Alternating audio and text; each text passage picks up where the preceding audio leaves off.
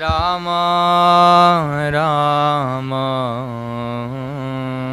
Hare Hare Hare Krishna Hare Krishna Krishna Krishna Hare Hare Hare Rama Hare Rama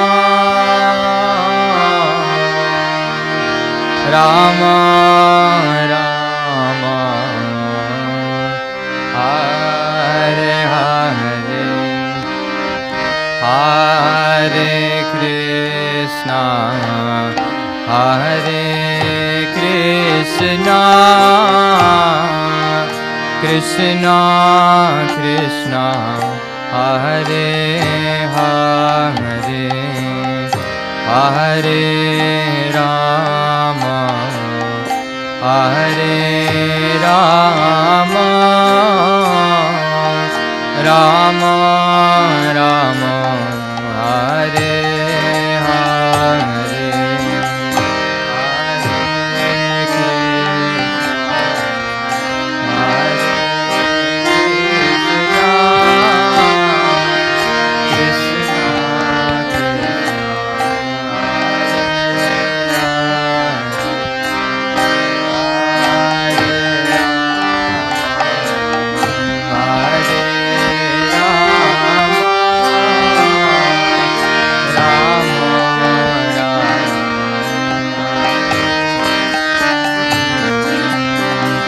Hare Krishna Hare Krishna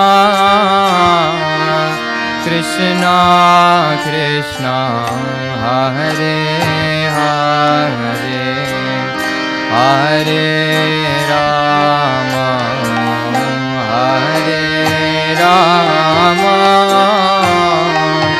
Rama Rama Hare Hare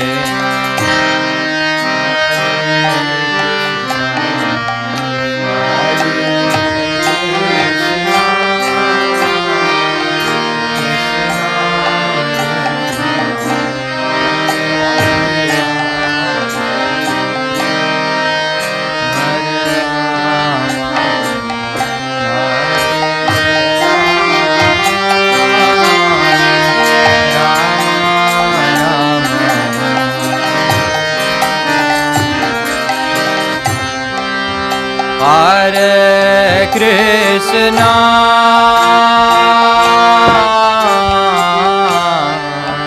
Hare Krishna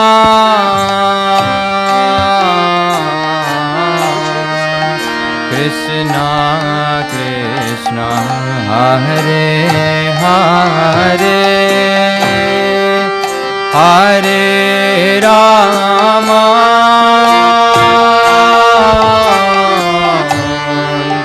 Hare Rama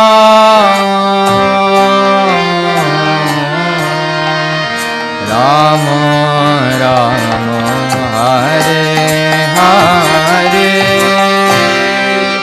Hare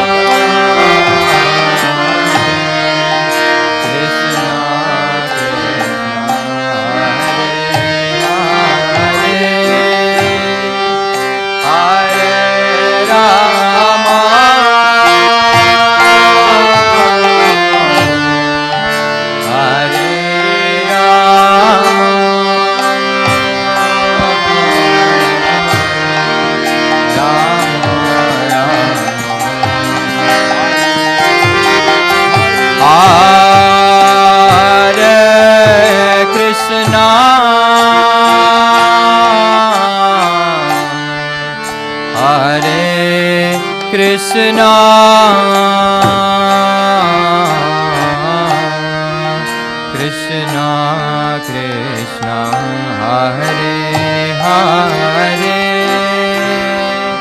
Hare Rama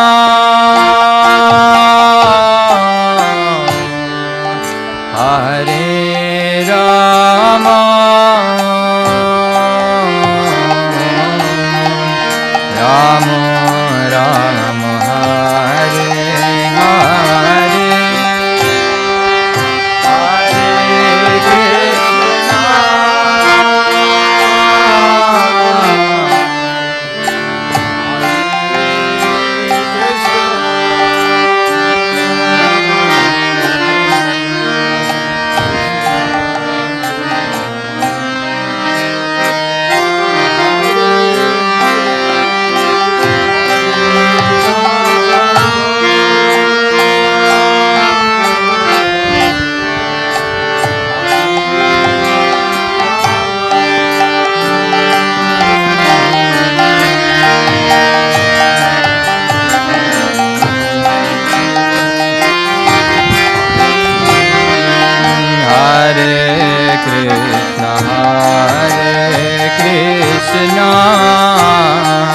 Krishna Krishna Hare Hare Hare Rama Hare Rama Rama Rama Hare Hare.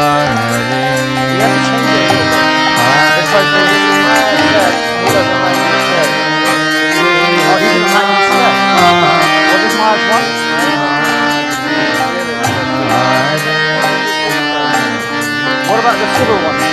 Remember those office ones? You got the magic silk?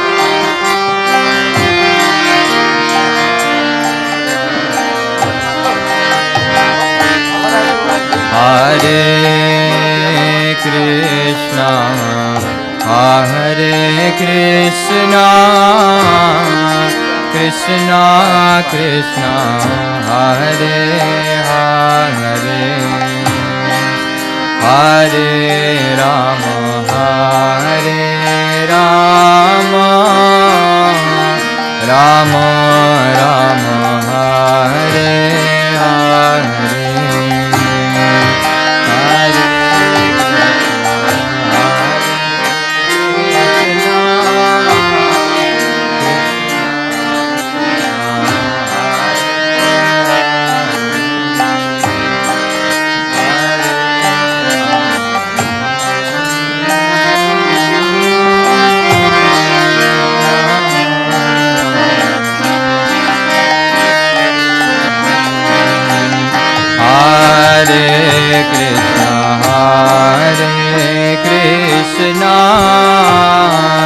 Krishna Krishna Hare Hare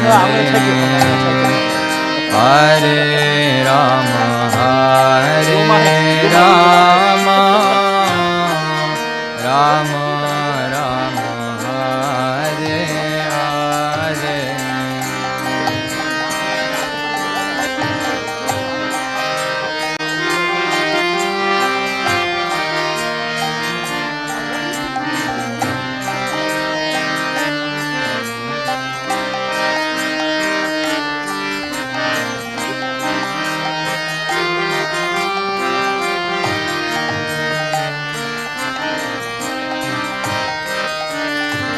Hare Krishna Hare Krishna Krishna Krishna Hare Hare Hare Rama Hare Rama Rama Rama Hare Hare.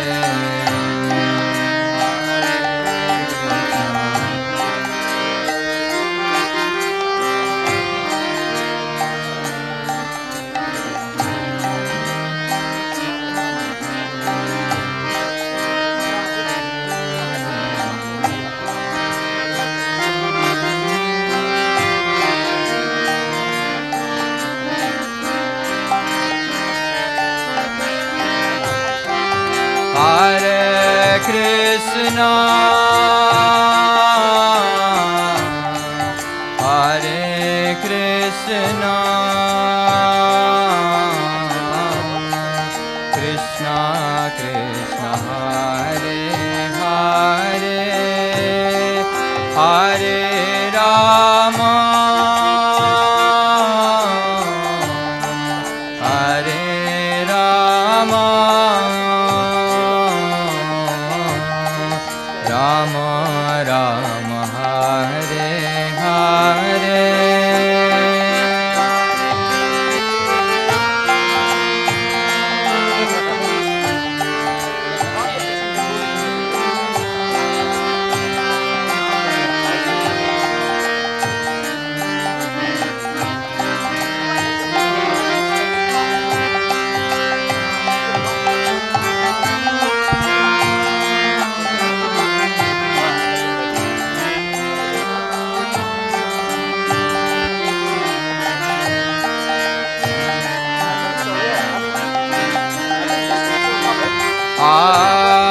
Hare Krishna,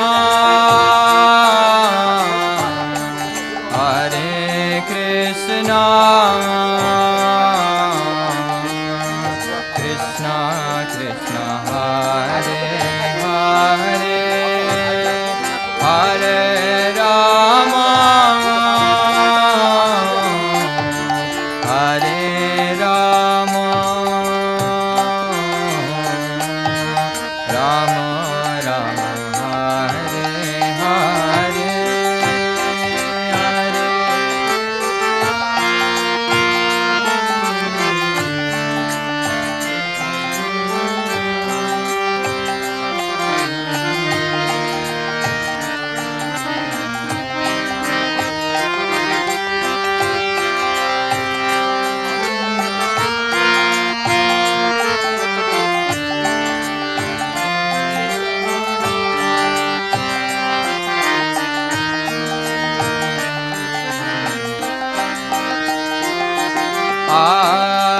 Hare Krishna, Hare Krishna, Krishna Krishna, Hare Hare, Hare Rama, Hare Rama, Rama Rama, Hare Hare.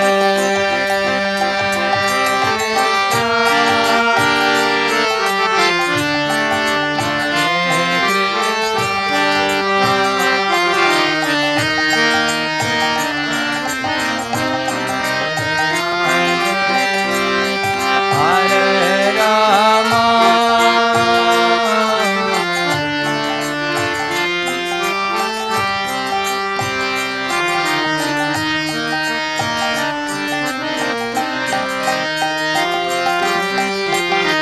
Hare Krishna, Krishna Krishna, Hare Hare, Hare Rama, Hare Rama, Rama Rama, Hare Hare.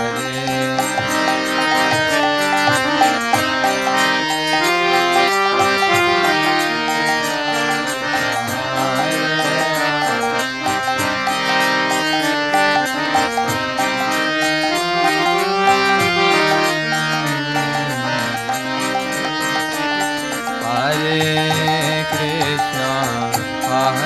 Krishna, Krishna Krishna, Hare Hare, Hare Rama, Rama Rama, Hare Hare.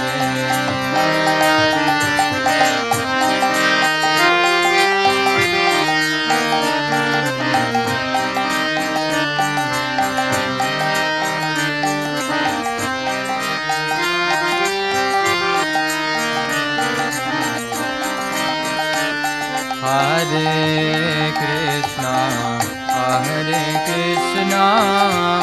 Krishna Krishna,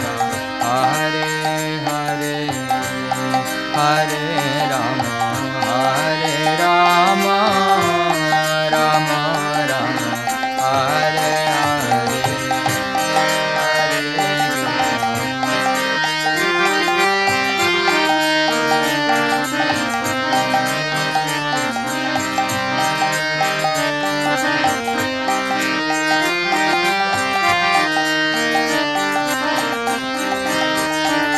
Hare Krishna, Hare Krishna, Krishna Krishna, Hare Hare, Hare Rama, Hare Rama, Rama Rama, Hare Hare.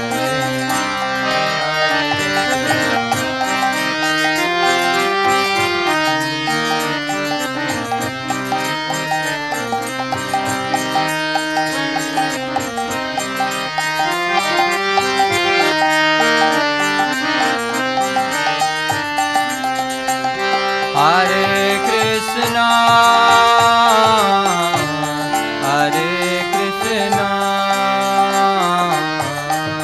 Krishna Krishna, Hare Hare, Hare Rama, Hare Rama, Rama Rama, Hare Hare.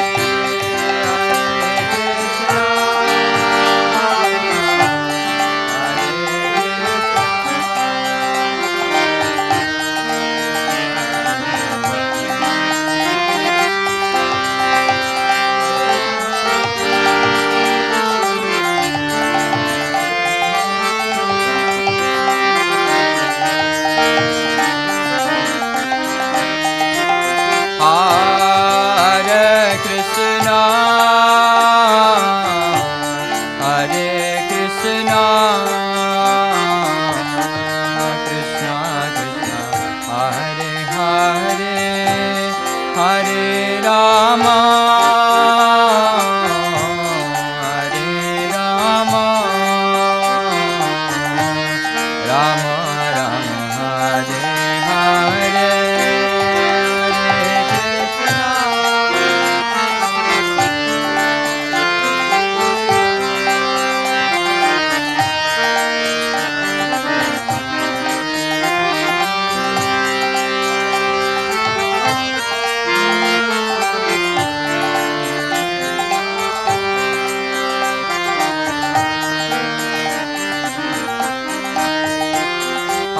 Hare Krishna, Hare Krishna, Krishna Krishna, Hare Hare, Hare Rama, Hare Rama, Rama Rama, Hare Hare.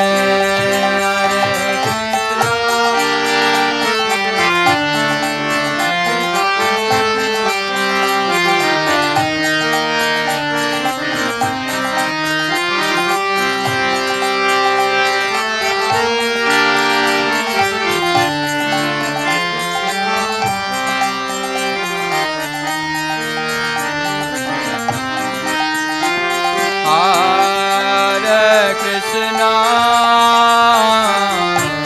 Hare Krishna, Krishna Krishna, Hare Hare, Hare Rama, Hare Rama, Rama Rama, Hare Hare, Hare Krishna.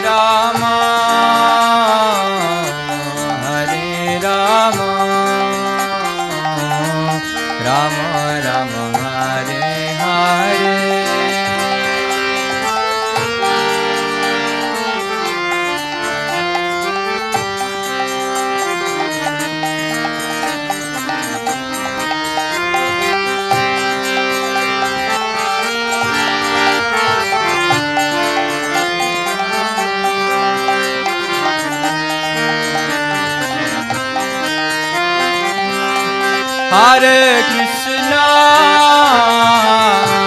Hare Krishna, Krishna Krishna, Hare Hare, Hare Rama, Hare Rama, Rama Rama, Hare Hare, Hare Krishna,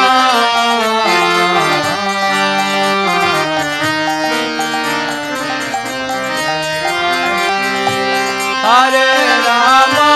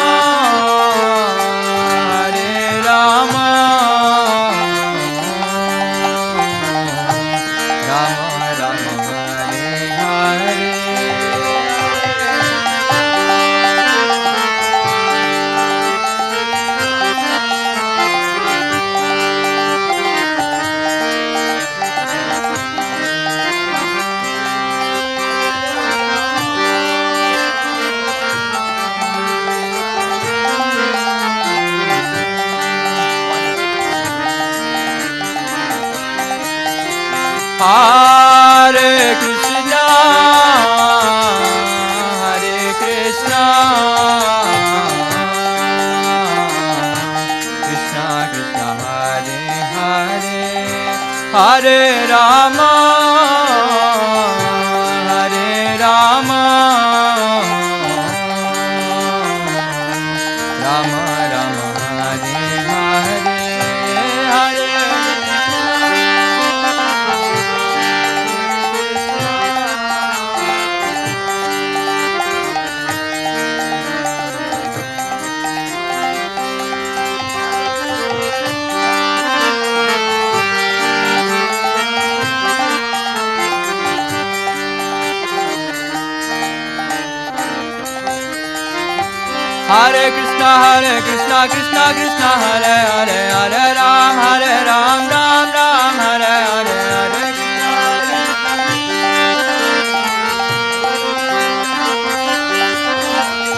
Hare Krishna, Hare Krishna, Krishna Krishna, Hare Hare, Hare Rama, Hare Rama, Rama Rama, Hare Hare, Hare Hare Krishna, Krishna Krishna, Hare Hare, Hare Ram, Ram Ram, Hare Hare,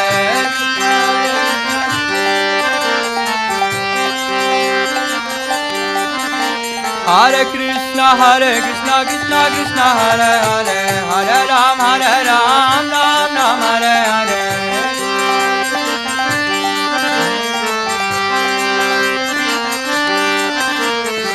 Hare Krishna, Krishna Krishna, Hare Hare, Hare Rama, Rama Rama, Hare Hare.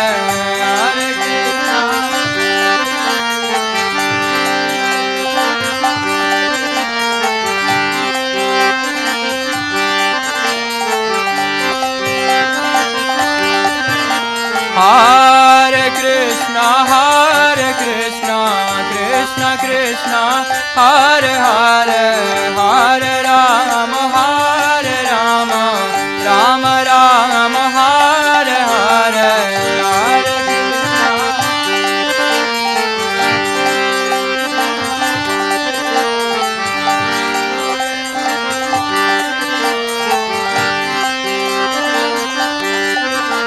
Hare Krishna,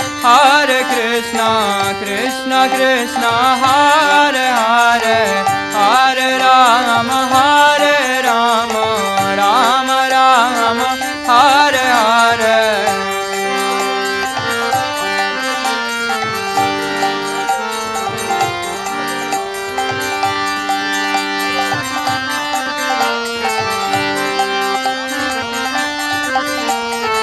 Hare Krishna, Krishna Krishna, Hare Hare, Hare Rama, Rama Rama, Hare Hare.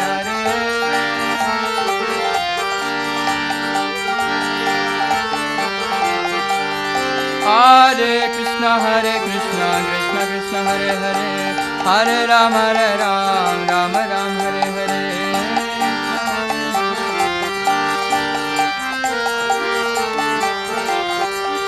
Hare Krishna, Krishna Krishna, Hare Hare, Hare Rama, Rama Rama, Hare Hare.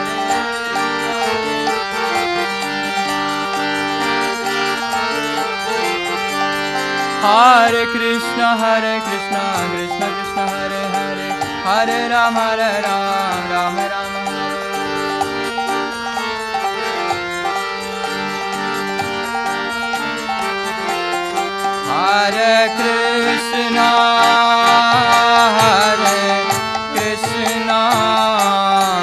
Krishna Krishna,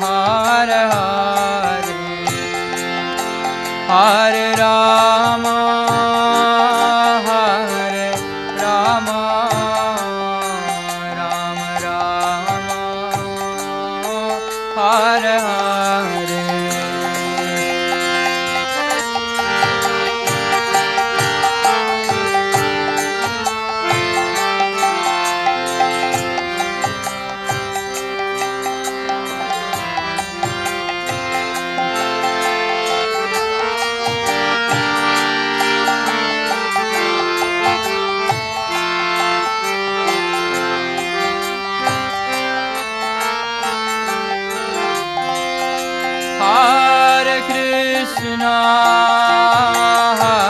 Hare, Hare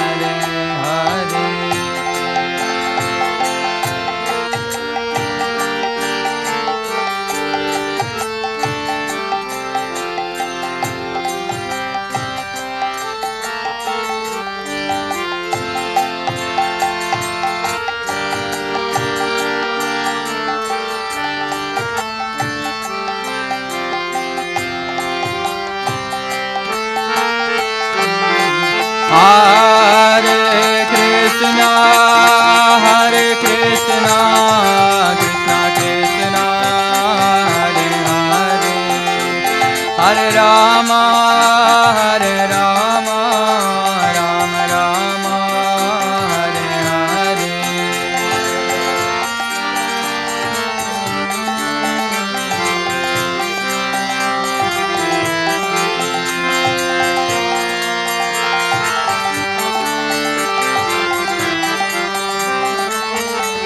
Jayo Radha Gokula Nanda, Radha Gokula Nanda, Radha Gokula Nanda, Shri Radhe.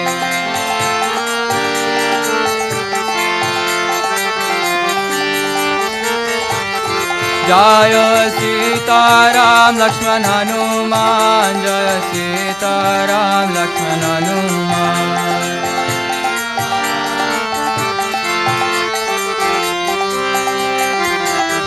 Jayo Gauranita, Jaya Gauranita, Jaya Gauranita, Jaya Gauranita.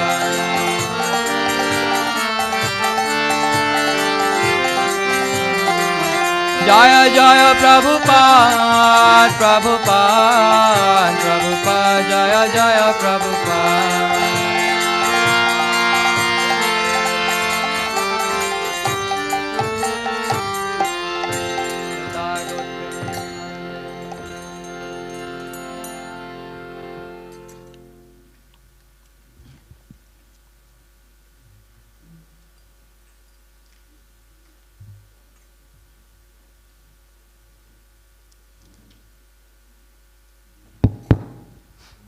Hare Krishna. Hare Krishna. So on behalf of ISKCON, Bhaktivedanta Manor and School of Bhakti, we'd like to give a warm welcome to all of you assembled here for our third session of our exclusive series of conversations that we're having with His Holiness Sivarama Swami Maharaj. Haribol! So we've actually gone through lots of wonderful topics so far related to Krishna consciousness. We've talked about spirituality versus science with Bhuta Bhavana Prabhu. Last week we went through a deep meditative discourse with Maharaj on how to develop this Vrindavan consciousness and how to get into the mood of actually reading about Krishna's glories, his pastimes, and obviously this was based on his masterpiece, his 8-book set, Navavraja Mahima, which of course is available here for everyone, and Maharaj will be signing afterwards. So today we're going to go back a bit more into contemporary topics again, and we're specifically looking nowadays in the topic of well-being, mental health. It's a very, very topical, pertinent issue in this day and age. I'm sure as Kali Yuga progresses, it will become more and more pertinent and relevant. So we've got an amazing session ahead of us today. So His Holiness Sivarama Maharaj will be in conversation with Her Grace Chiti Shakti Mataji. Haribol! So Mataji, of course, is a very learned scholar. She's also a professional psychiatrist. She spent many years in the professional sphere and, of course, in devotee communities, guiding people in their spiritual journey and, of course, also balancing their spiritual lives with their material day-to-day duties and issues that we may come up with in our lives. So today's session is going to be interesting. We're divided into two separate topics. The overall is about the mind and the soul, whether it's our friend or our foe, but specifically it's going to be divided into two separate topics. The first one is whether Krishna consciousness is relevant for improving mental health in this age. We know where we're kind of inundated with social media. So that's the first topic. And the second one is whether mental health problems can be a catalyst for spiritual growth. Right? Interesting topic. Could be quite challenging as well. But it looks to be a very, very stimulating session. So without further ado, I'm going to hand it over to our two esteemed speakers today. Before we do get started, just a quick house rules again. As you know, please maintain social distancing. Please try, please, devotees, to keep your masks on, right? And of course, at the end, when you are going to do the book signings, please make sure you do it with an orderly queue around the periphery. And of course, at the end, there will be book tables and prasadam being served outside. Also, it's the day before the end of Bhadra Purnima. So there's also some Bhagavatam stalls there as well for you to, distribute to others, purchase for other people as gifts as well. Thank you so much. Without further ado, we shall start now. His Holiness Sivarama Swami Maharaj ki, and Her Grace Chiti Shakti Mataji ki. And in true manner style, let's sing or chant 3 times Haribol. Haribol! Haribol! Haribol!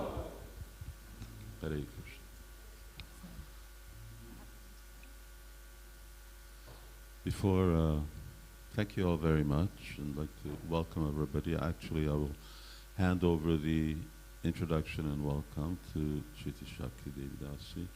But before that, I just wanted to remind everyone that yes, upcoming tomorrow is Bhadra Purnima, and you mentioned that there was Srimad Bhagavatam's.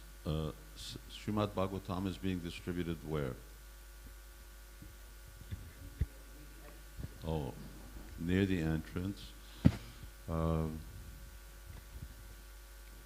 You see, I have some of these books. I write books. It's something that Srila Prabhupada asked us to do.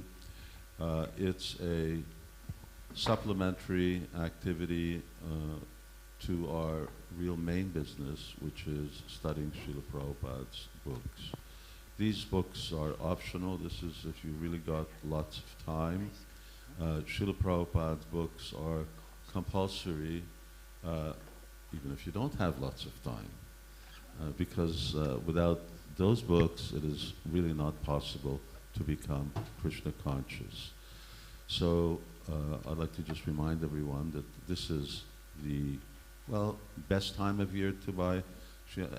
Every day is Bhadra Purnima if you're purchasing and studying and reading Srimad Bhagavatam, but this was Chaitanya Mahaprabhu's emphasis. Today is also the disappearance day of one of the great person Bhagavatas, which is Srila Haridas Thakur. So we should also keep that in mind, the life of a extraordinary personality who you can read about in Srimad Bhagavatam, in Chaitanya Charitamrita, which, like Srimad Bhagavatam, is also indispensable for our Krishna consciousness. And of course, the other two books are the Bhagavad Gita and the Nectar of Devotion. So please don't neglect our spiritual development, and especially neglect the dedication and the time and energy that Srila Prabhupada put into giving us the real essence, not just of Vedic knowledge, the essence of knowledge. And I won't get into that because we're going to get off into another discussion, but those books are essential. If you don't have them on your bookshelf, then please get them, and if you have them on your bookshelf, please read them. It's not enough just to have them on the bookshelf. Chiti Shakti Devi Dasi, on to you. Thank you. Vanchkalpatrubhischa kripa sindhuvevcha Patitanan pavanebhyo vaishnavebhyo namo namaha. So thank you, Maharaj, for being with us for this topic. I'd like to set the scene, if that's okay, with everybody. So the topic we're discussing today, really, we're essentially trying to understand this relationship between the mind and our Krishna consciousness, but particularly in the context of when our mind becomes disordered, when there are mental health disorders, mental health problems. What do we mean by this? There's a statistic that many of you may be familiar with, that 25% of people will experience a diagnosable mental health condition in their lifetime. If you're looking at 25%, that's a quarter of this room. That's a lot of people.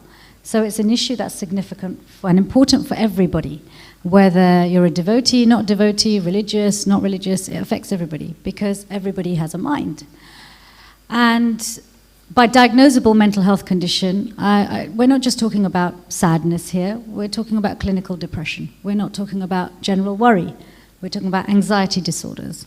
We're not talking about the odd, unusual experience here and there. We're talking about things like psychosis, and also not just the odd eccentricity with our personality, things like personality disorders. So we're talking about something serious here, not just day-to-day worries. And we've seen an increase in mental health problems. Mental health problems are the #1 global burden of disease in a world where actually many people don't want for anything in terms of material things. And we see it even worse in societies where we have everything. I meet people all the time who have everything and they are completely unhappy.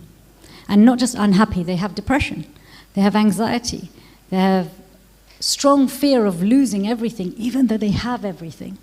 So this is a very important subject. A number of things have contributed to it. We live in a world of brilliant communication, but poor relationships.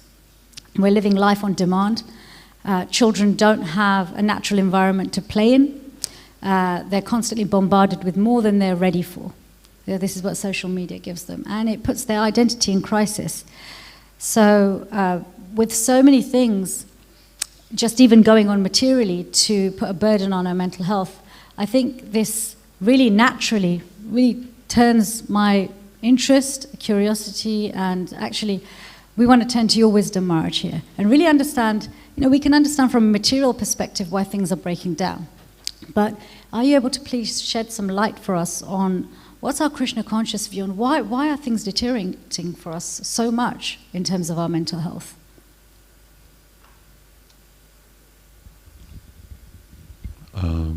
Let me just open up by, unless you probably all know, but if you don't, I'll just make known I'm not a professional in terms of this particular field, in terms of the mental health field. although I have vast experience, or at least I'm dealing with it constantly. I'm dealing with it constantly ever since I came to Krishna consciousness, and then when I look back from here to my youth or childhood, then I start to see similar types of conduct, similar types of issues and problems in people's lives. But my experience is that it's really on the increase and on the rise. In sort of trying to prepare a little for this presentation, I was looking both at Srila Prabhupada's statements as well as Shastra. And I think probably you're very much aware of one of the initial questions of Srimad Bhagavatam that the sages raise. If you're not, you'll find it. I'm trying to get information out of my computer, which Microsoft Word all of a sudden decided that they were going to shut down for me for some unknown reason, which was very embarrassing. And the verses found there in the first canto, first chapter, 10th verse, and the sages say, "O learned one, in this iron age of Kali, men have but short lives. They are quarrelsome, lazy, misguided, unlucky, and above all, always disturbed." Now this is Shastra. This is how Bhagavatam begins. Manda, Sumanda, Mandabhagya, Upadrita. This word, Manda, which means disturbed, gets repeated over and over again. So we do live in, unfortunately, a culture of mixed opinions, or of many opinions. And one of those opinions is that mental health doesn't affect devotees. But that's not what Bhagavatam says. If you look through the points that Srila Prabhupada states in his explanation, and even in the detailed purport of Vishwanath Chakravarti Thakur, then you see a very strong affirmation that yes, this happens, it is a fact, people are disturbed. We're going to talk about how, why, what to do, and it's increasing. Why is it increasing? Because the age of Kali is going to become more and more intense. The atmosphere itself is so difficult, is so challenging, is so complex that already living in the world becomes it's an abnormal challenge. Kali Yuga means it's not normal. This is not what we as human beings are meant for.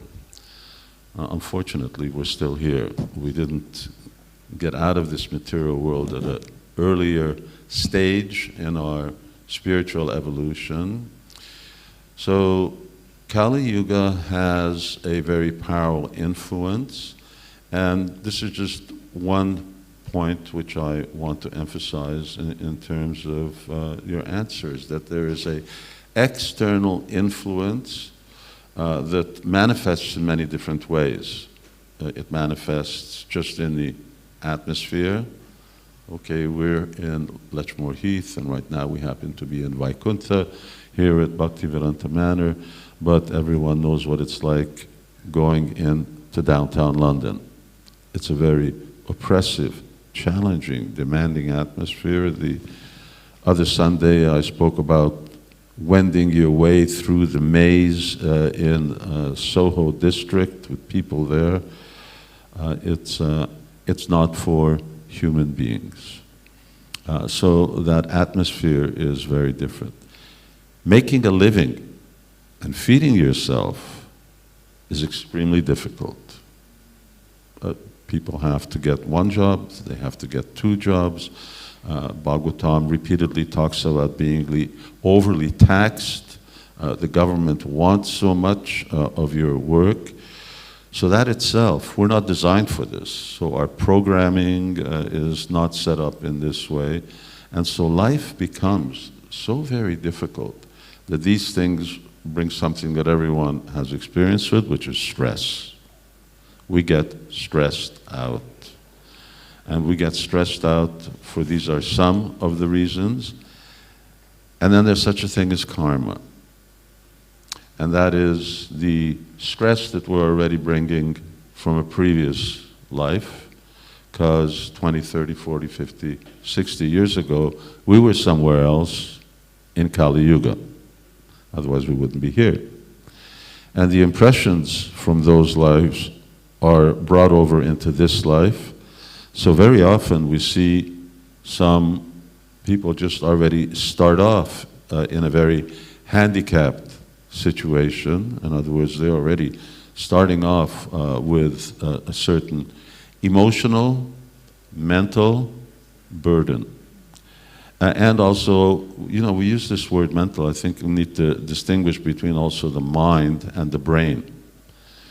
Because whereas in modern psychology that's not necessarily there, but for us we make, you know, the brain is a mechanism, is a gross mechanism, and the subtle mind, intelligence, and false ego communicate through that mechanism, and then to the senses. And that machine also can get damaged by different things or for different reasons. So I mean, these are, and it increases. So why have we seen an increase? Well, because we progressed through Kali Yuga, and anybody who's been here for as long as I have, or getting near there, you've seen far out changes. I mean, the world has changed. Here we have an elderly gentleman, Pranabandhu. He's seen a lot of changes. And although he always shaves very clean, but if he had hair, it would be white. So, and it's not changing for the better. It's not changing for the better, with the exception of Krishna consciousness. There's a few things that I can really say that have improved in this world. And in my discussions with others, often I say, I'm glad I'm on my way out, and I'm not coming into this world. Now, with that positive outlook, I pass it on to you. Well, thank you for bringing some humor to, you know, this topic can get quite heavy, so I appreciate the humor, Maharaj. Actually, our first question really looks at whether there's a place for Krishna consciousness in improving our mental health, especially in this modern age with social media. And before we move into addressing this modern climate and social media, you know, this relationship between religion and mental health is a complicated one, and it's actually been being studied for decades. And actually the research is positive. You know, the research has identified key areas of religion, not just spirituality, but actually religion, where there's a structured pathway to having a connection, a relationship with God, and the benefits of that on our emotional, our psychological well-being. So I just want to briefly share a few of these pillars and then pose a question to Maharaj. So first of all, the value system has been shown to be very, very helpful. Positive psychology is natural in spiritual and religious communities. Forgiveness, gratitude, kindness, honesty. And actually these are only things that now modern psychology is really addressing and calling positive psychology. We have the sacred space. That's also another pillar that's been proven to be helpful. The sacred space, or the sacred architecture, which we understand is designed in such a way that improves our mental health. The practices, prayer, meditation, community, having like-minded individuals who are helping you to grow. And last but certainly not the least, one thing that the research has shown is actually a relationship with God, but more importantly, a collaborative relationship with God. So not one which is of fear or guilt or punishment, but one which is collaborative. That there is a relationship, there's a dialogue, there's a locus of control where both God has some control and we also have control. So now these have been studied in quite an academic way, Maharaj, and would you be able to please, for us, shed some light and go a bit deeper with some of these things in terms of Krishna consciousness and giving the Krishna conscious perspective on how these things really help our mental health? There is a very interesting booklet of Srila Prabhupada, and it's called The Concept of Gita Nagari. Now this precedes ISKCON. This is Srila Prabhupada back in Vrindavan. And here, Gita Nagari, or the town where the teachings of the Bhagavad Gita are manifest, this was Srila Prabhupada's sort of name for what he later called International Society for Krishna Consciousness. And Prabhupada has a draft, sort of a manifestation of what this Gita Nagari is. And one part of it is that he explains its function. Prabhupada talks about psychology and physiology. And it's very, very interesting. Just to boil it down, Srila Prabhupada points out that the basic problem is a spiritual one. The basic problem is that we have become, we as the spirit soul, and then he quotes, Mamaivangsa Jiva Loka, Jiva Bhuta Sanatana, struggling with the material energy. So that we living entities are here in this material world and we've forgotten our original spiritual identity. As a result of that, we perform all kinds of wrong activities. Now you could say some are irreligious and sinful or foolish, they're harmful to us, they're harmful to others. All of these things result in certain reactions.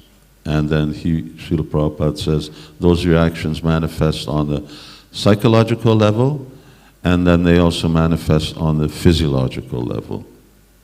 Srila Prabhupada makes at no pains, let me just, one point where he says, if any treatment has to be done for the diseases of the human being, it has to be done from the very inception, from the internal potency. So the first part here says that Srila Prabhupada confirms, and if you read the article, Prabhupada confirms that yes, we accept the fact that human beings, which includes devotees, because they're also still human beings, that they have both physical, just like we get colds, we get COVIDs, we get all kinds of different things. Similarly, we also have mental, emotional, psychological issues. And Srila Prabhupada addresses that, but he points out that if you really want to get to the root of the problem, you have to treat the spiritual as well. You cannot neglect it.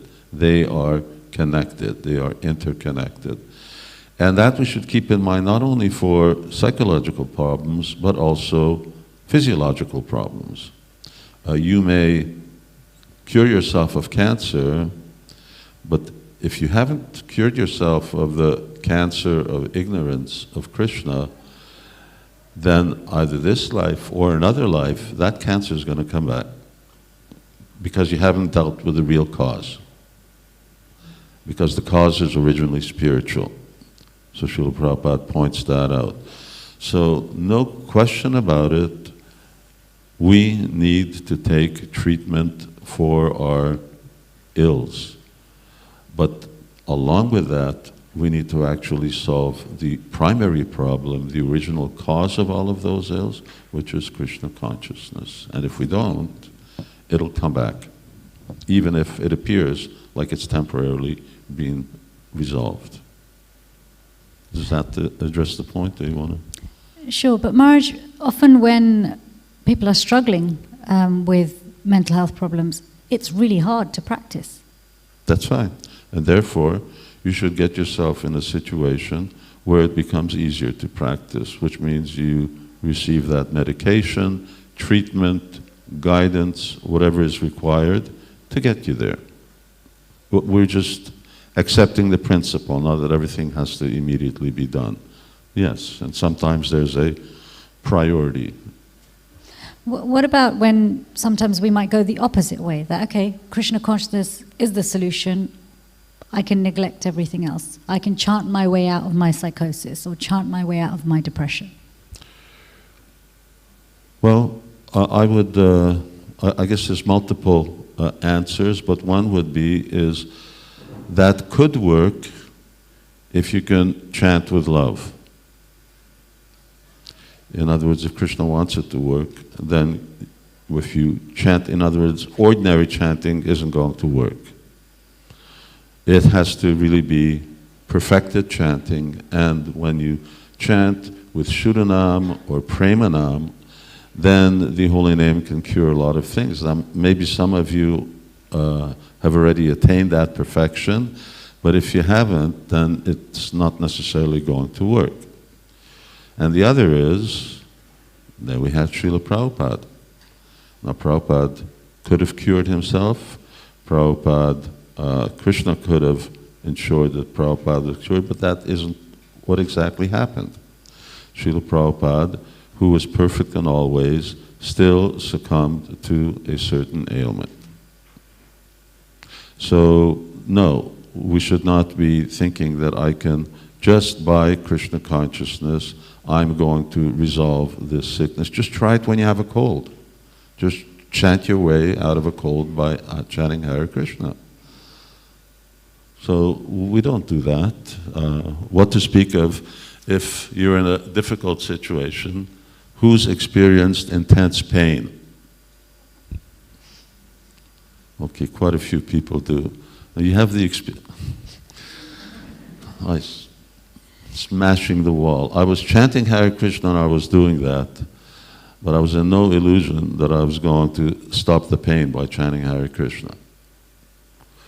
So you can't argue with these things. You can't argue with these or just sort of wish them away. We need to do both. As Srila Prabhupada here says, you take care of the physical and you also take care of the spiritual. And if in order to do the spiritual, you first need to do the physical, then do that first. I mean, when I get up in the morning, before doing deity worship, I get dressed. Because I take care of the basics in order to be able to do the spiritual. So it's like Srila Prabhupada would say, you do the needful. But I want to address another extreme, which is the other side. And I think, some of the reasons I want to bring up the extremes is because they're real. People do go to the extremes. What about the opposite? Sometimes we find that devotees using this principle that, okay, actually I've got to take care of the needful, end up neglecting their spiritual life, saying, okay, I'm going to wait until my mind is in tip-top condition before I go back to chanting.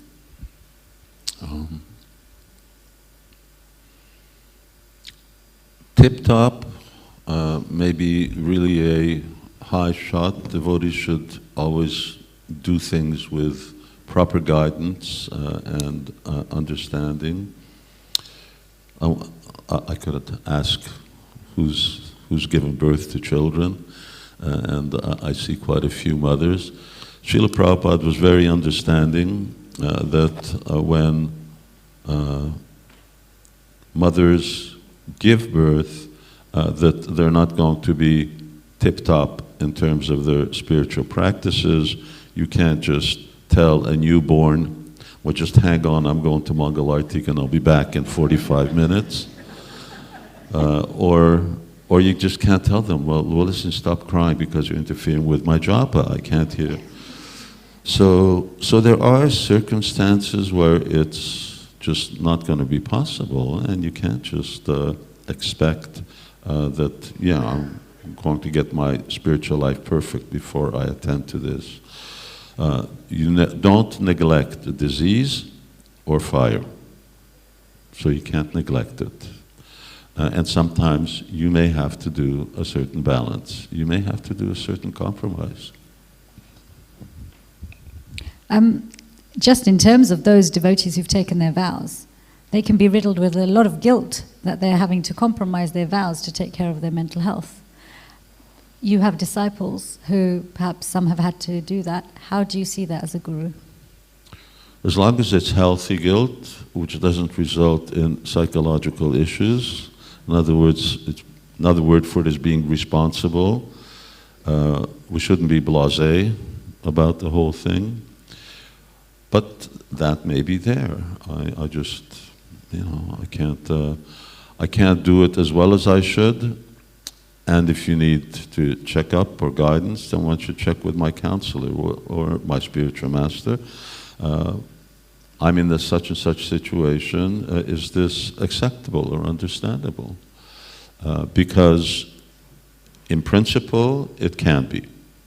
And we just need to deal with certain things. I mean, what happens if someone faints? And they're not fainting in ecstasy, but they're fainting due to some type of disease, and they're unconscious for 24 hours.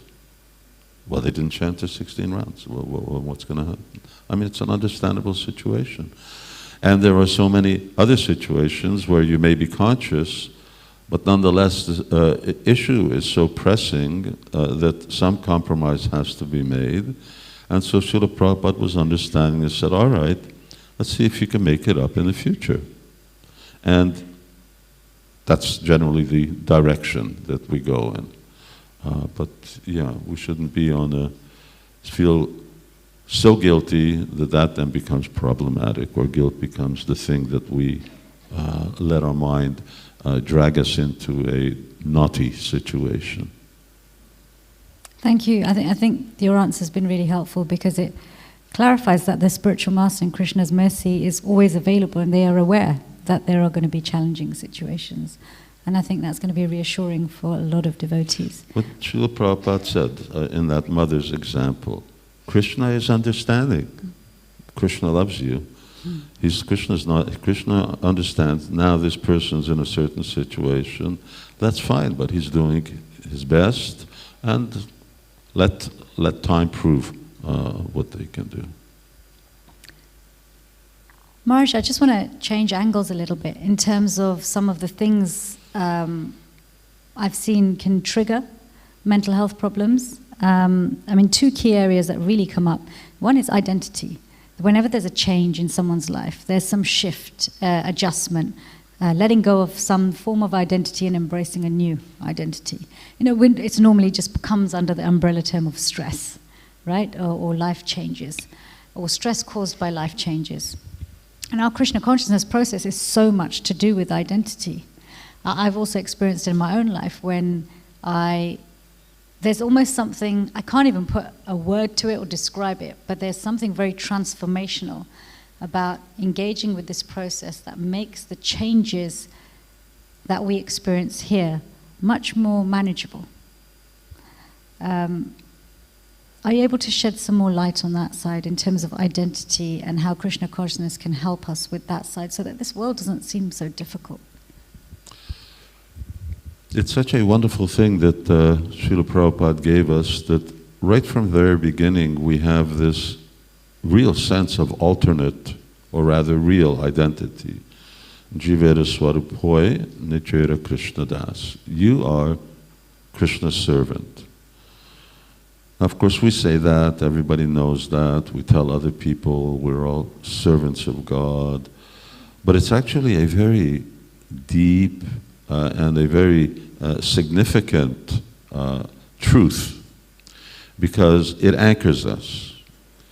And of course, the point of Krishna consciousness is that in due course of time, our perception of that identity becomes enriched and it matures. So we go towards the identity of what is our Swarup. Who are we as a servant? What type of service do we do? What type of spiritual body do I have? What kind of clothes do I wear? And we have a very holistic, beautiful, eternal identity, which is very joyful. But that's down the road, and we're heading in that direction. But in the meantime, we start off with this anchor, something that really anchors us down. And that's extremely important for us to have. And of course, Bhagavad Gita starts off with sort of the negative aspect of that, where Krishna says, and you're not this body. And when he talks about the body, he talks about the mind as well. So, indriyani praniyahur, indriya parammana, manasasto buddhir, yo buddhi parasastusa. He gives the hierarchy of the subtle body, the gross body, the subtle body, and then ultimately the soul. So this understanding that we're spirit, soul, it's such a wonderful thing, and that is why your spiritual masters, Vaishnavas, emphasize, be anchored, be reminded of this, because when you forget, then you get swept away by these constant changing identities, which are then molded or caused by the world that we live in, where, one day it's like this, and another day it's like that, and there's so many conceptions and misconceptions that are superimposed upon us. Once you're a hippie, and next day you're a punk, and next day you're something else, and these different. But we should be anchored down in actually who we are, just like we're not an engineer or not a father or a mother, but actually we're a servant of Krishna, we're spirit soul. And until that is a realized conception, we need to constantly remind ourselves.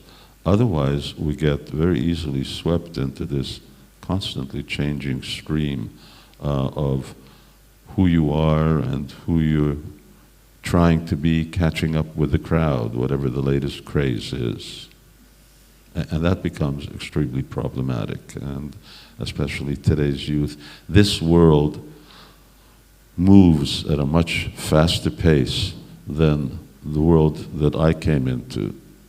I know that on occasion when I go to someone's home to preach, and they're watching television, and before I tell them to immediately turn the TV off, and the pace that thing moves at, it's dizzying. In my day, it was like a ballet by comparison. So the world moves fast, and it is confusing. And if you're trying to identify with that, you're really going to get disturbed. Manda, Sumanda, Mandabhagya.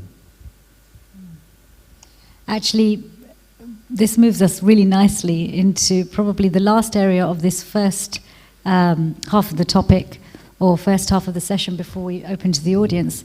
This fast-paced world, it's getting faster and faster and faster.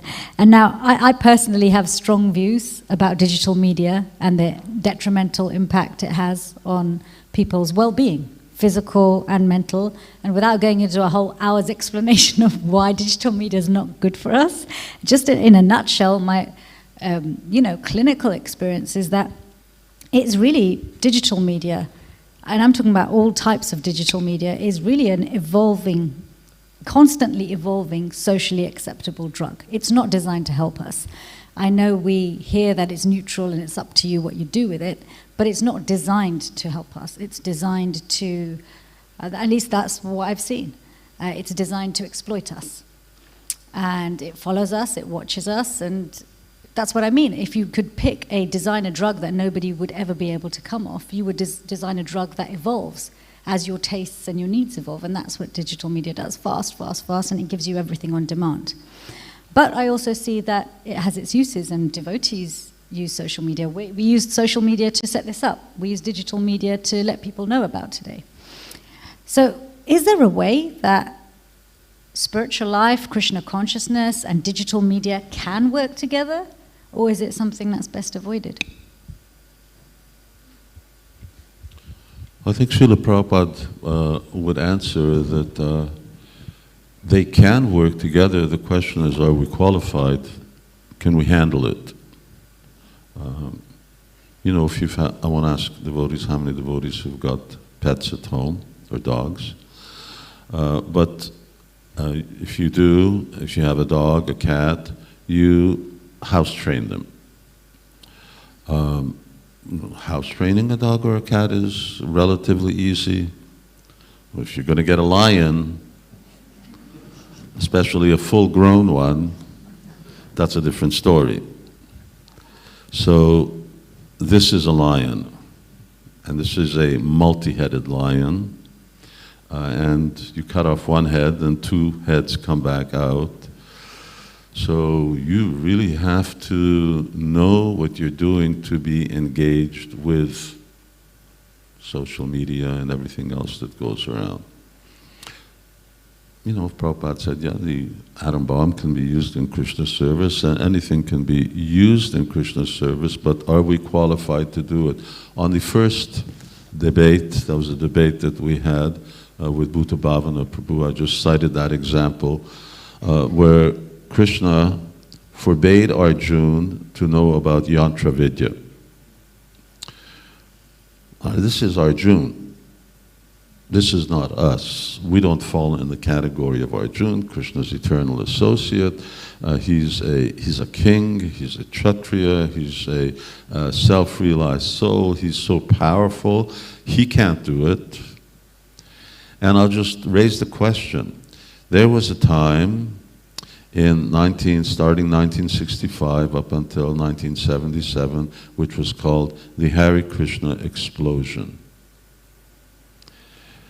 There was no mobile telephones, there were no computers, there were none of the things, there was no social media, there was no Facebook. Since then, can you show me anything that compares to what happened at that time? So you can say, well, we use all these things in Krishna's service and make the words, well, okay, show the result that compares when none of these things were existent.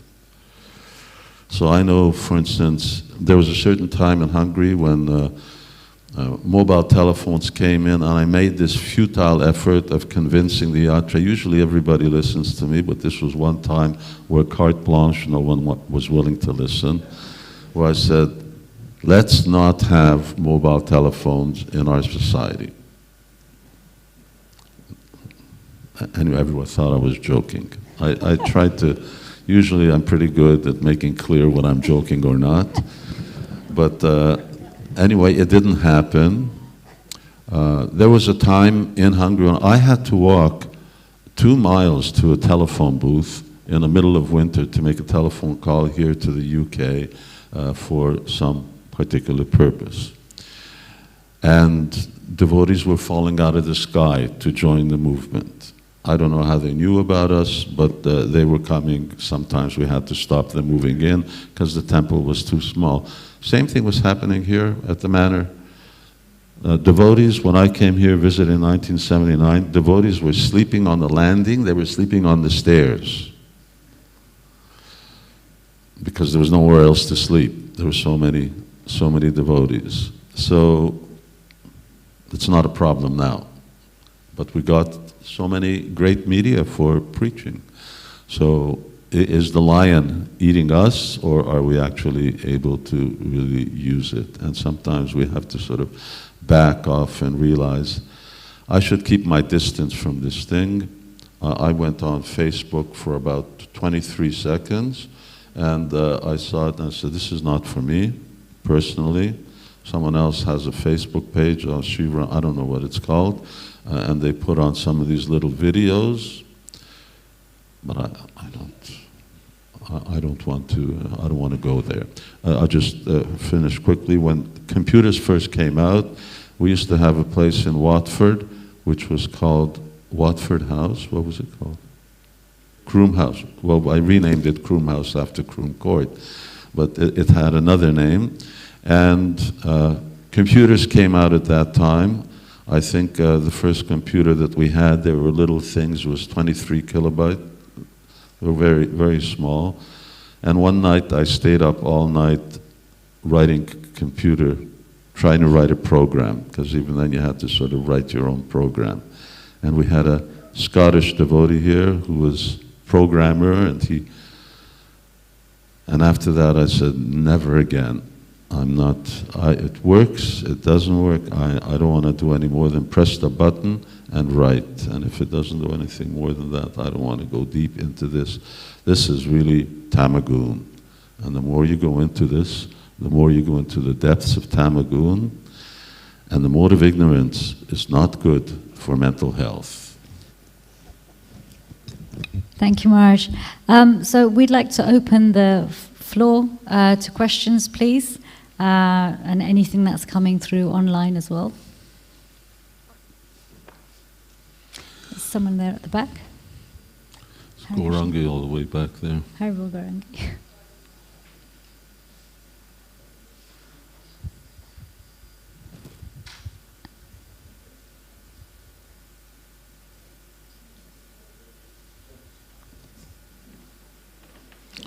Just speak on the microphone and press it. It should come on.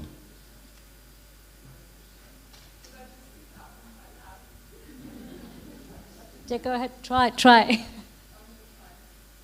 That was wonderful.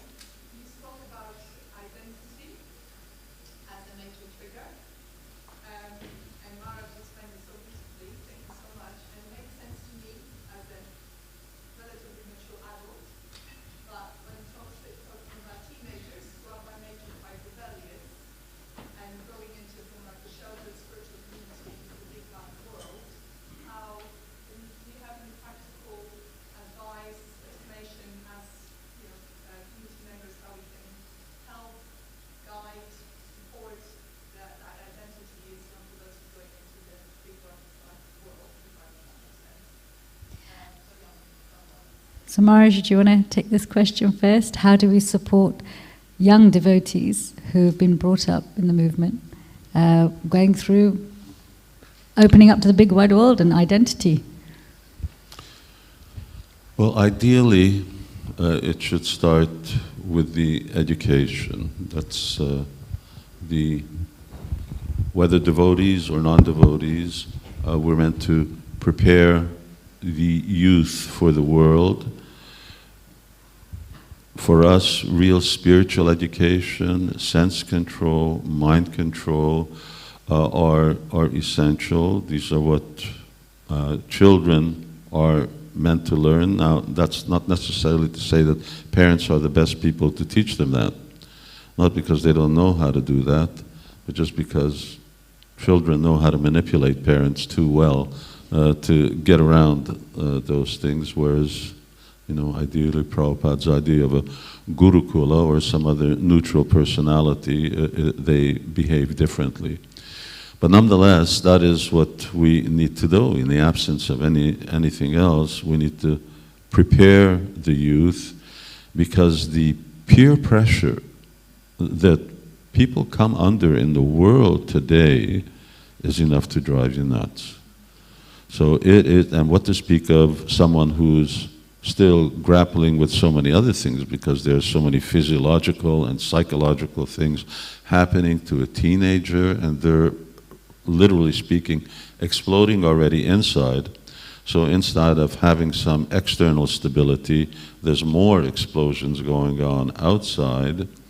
So yes, it becomes a very toxic atmosphere, and communication, preparation, good relationships with parents, knowing where the real shelter is, which is Krishna conscious guidance from their parents, and hopefully gotten to the stage where children know how to control themselves and not to become just a victim of the next, craze hurricane that's blowing. It's a very complex situation, but it is a fact, and I'm glad I'm not growing up in the world of today.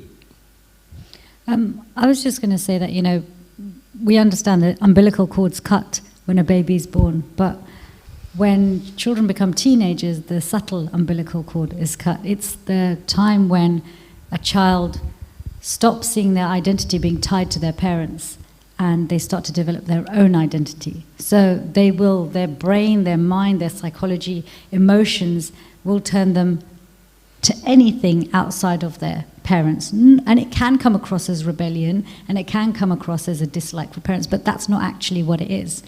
And I found that sometimes what can be really helpful is for children to just experience that their parents are there for them and love them unconditionally, and for us to take advantage of the fact that it does take a community and a village to raise a child.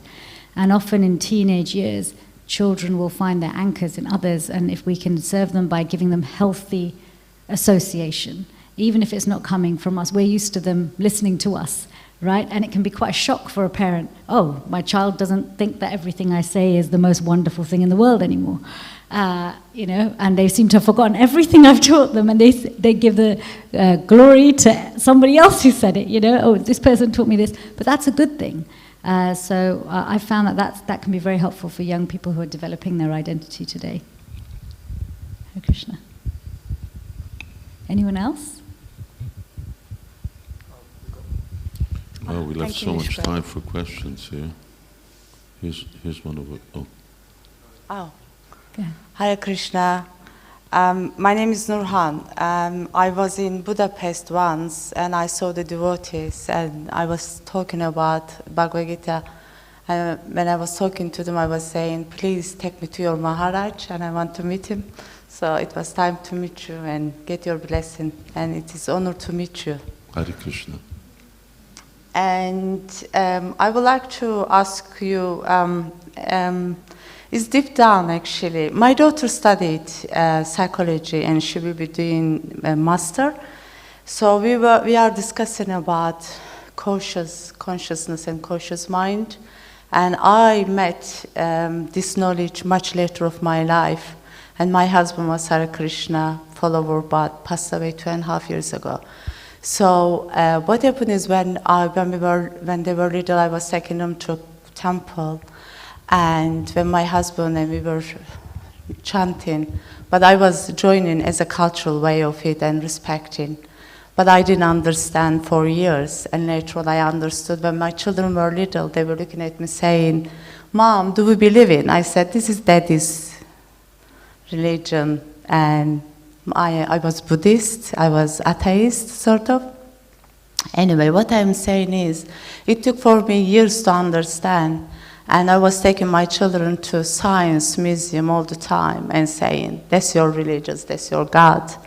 And now I understand that maybe it's meant to be like this, maybe they have to find their way to a different way. But what I want to ask you is, my daughter studied, as I mentioned, in psychology. Now we are discussing about conscious mind. And I was saying that, which, I mean, UCL is one of the good universities to teach psychology, but if scientists discover 10% of the brain, and if the psychology is very much related to brain and people's attitude and the way they look into life and everything.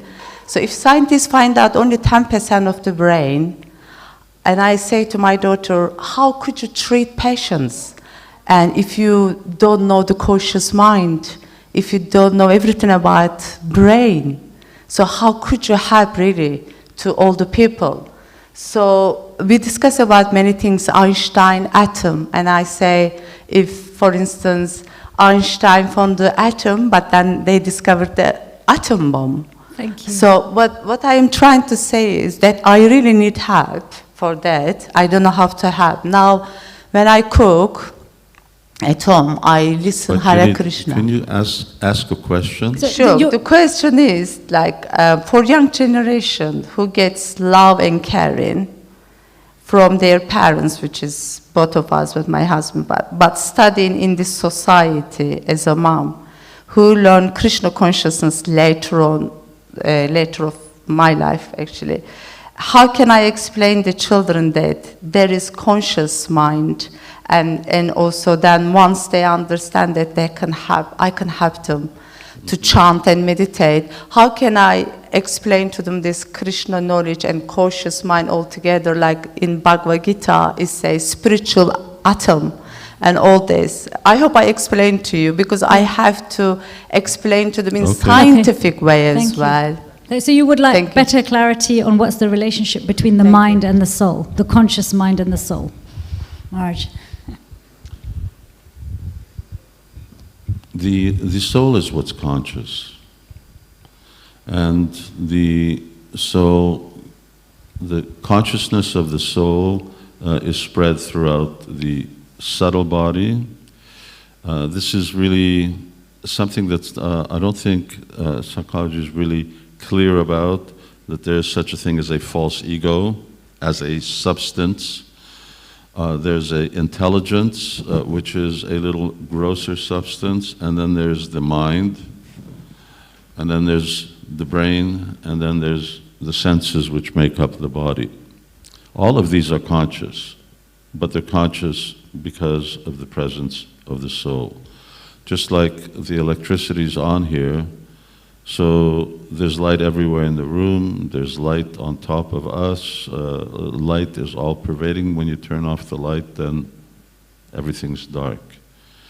So the idea of a conscious mind is because there is soul, the consciousness of the soul. And the whole concept of consciousness is not well understood, because of course in an atheistic society that wants to deny the existence of the soul, then you can't figure out where this non-material substance comes from that activates everything else. And so we talk about Krishna consciousness, because when our consciousness is purified, then you no longer struggle with especially mental issues. Because one's consciousness is rooted, it's a pure, original, pristine state. And that's what we're trying to attain, and that's possible by connection with the holy name of Krishna. So it purifies actually our consciousness, but it's a process, and it takes time. And as that purification takes place, then things become better and better. I mean, I think we're going to address this a bit more in the second half, but I think what you're also alluding to is that the consciousness being purified, that takes place on a mental platform as well. First, because the mind becomes a bridge to the soul, right? They're all connected, yeah. I think we'll have one last question and then we'll move into the second half. Anyway, I'm glad we finally met. You looked for me in Budapest, you found me in London. Okay. You have to speak into the microphone. Especially the microphone doesn't work.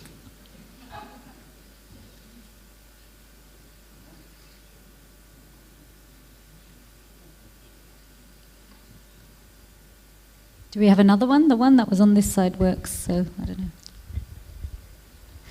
Hare Krishna.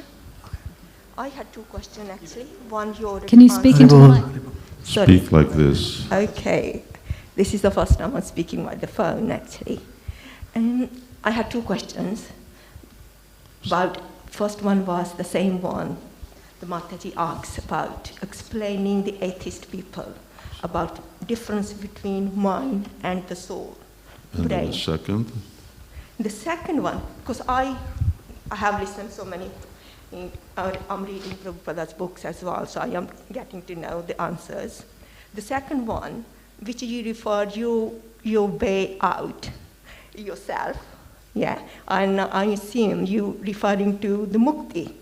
Way out is the mukti. That's what you mean?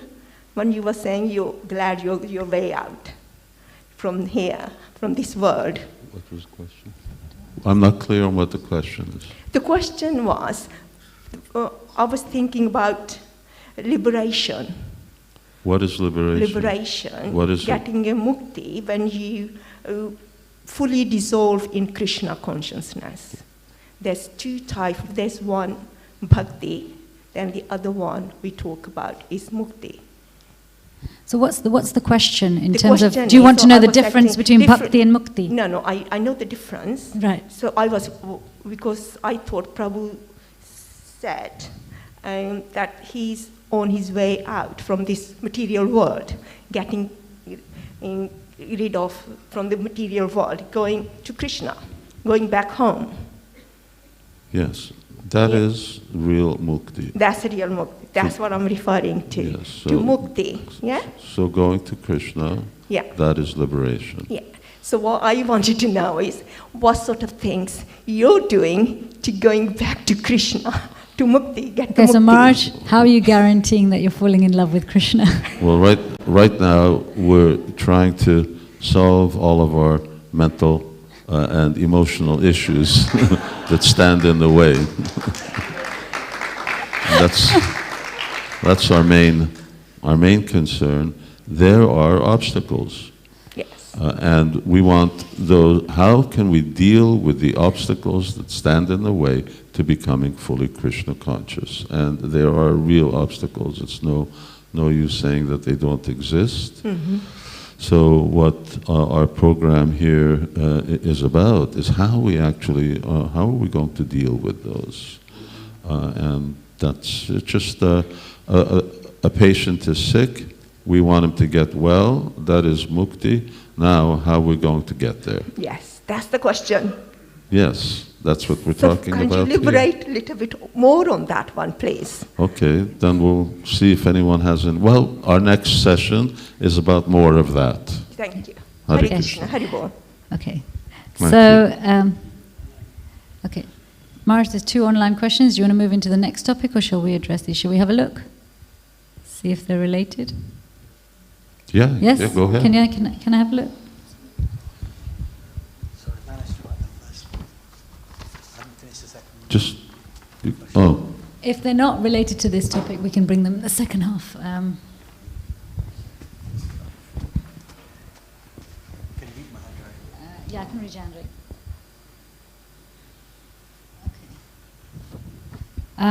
Okay.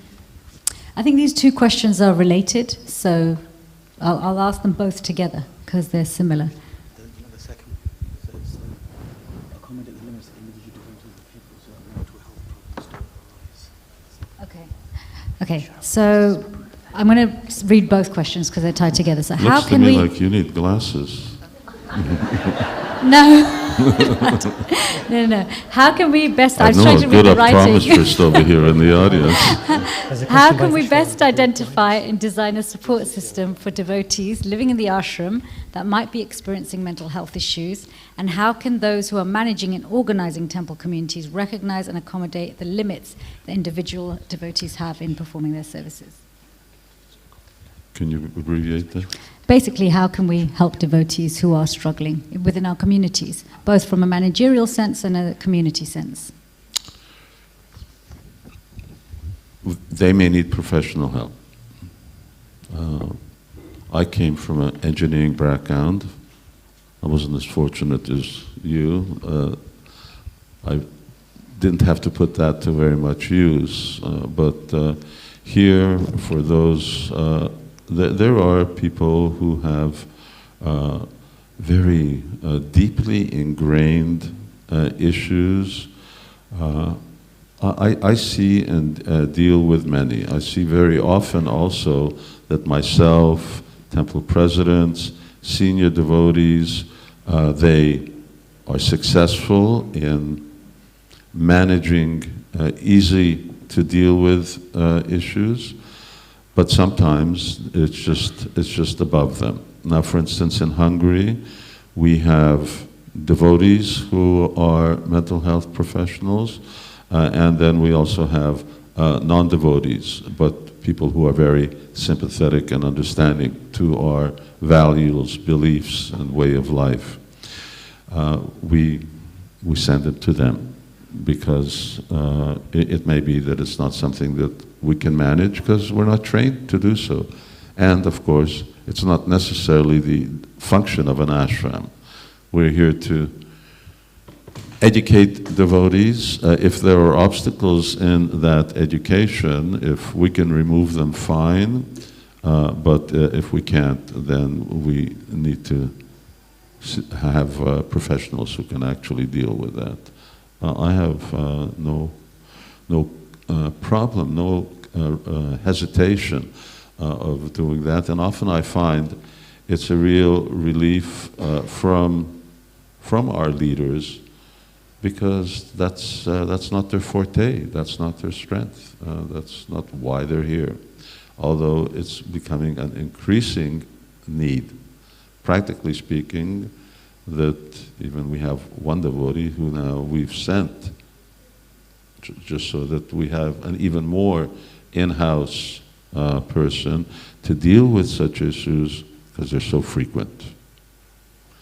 Children don't have healthy upbringing.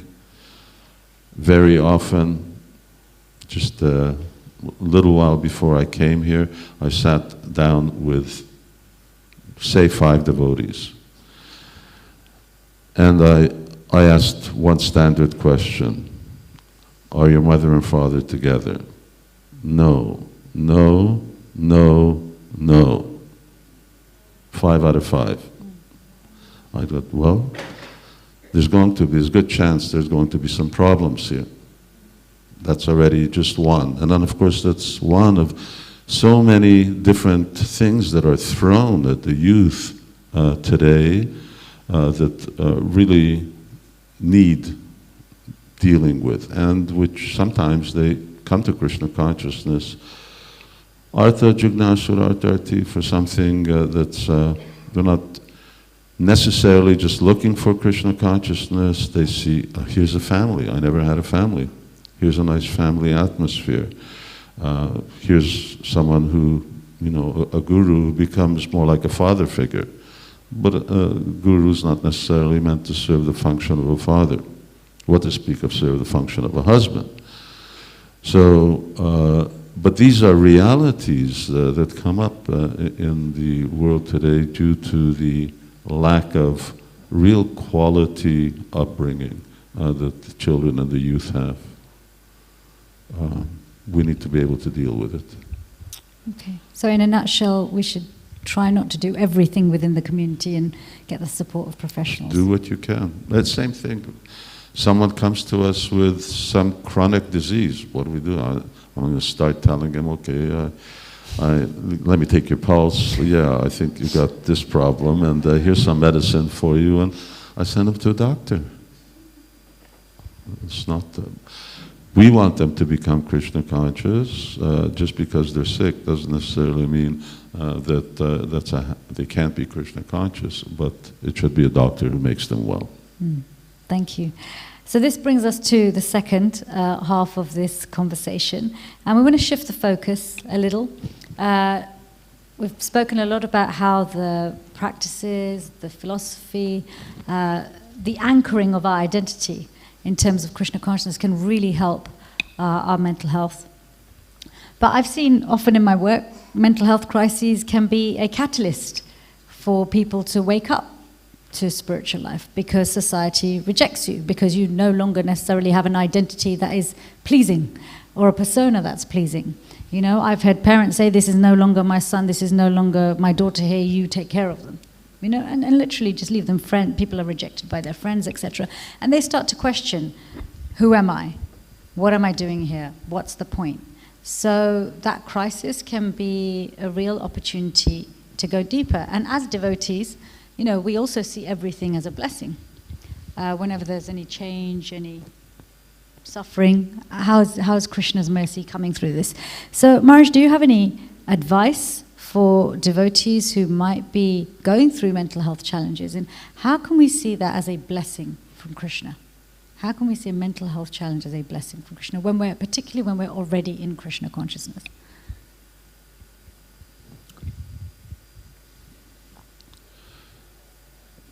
Krishna,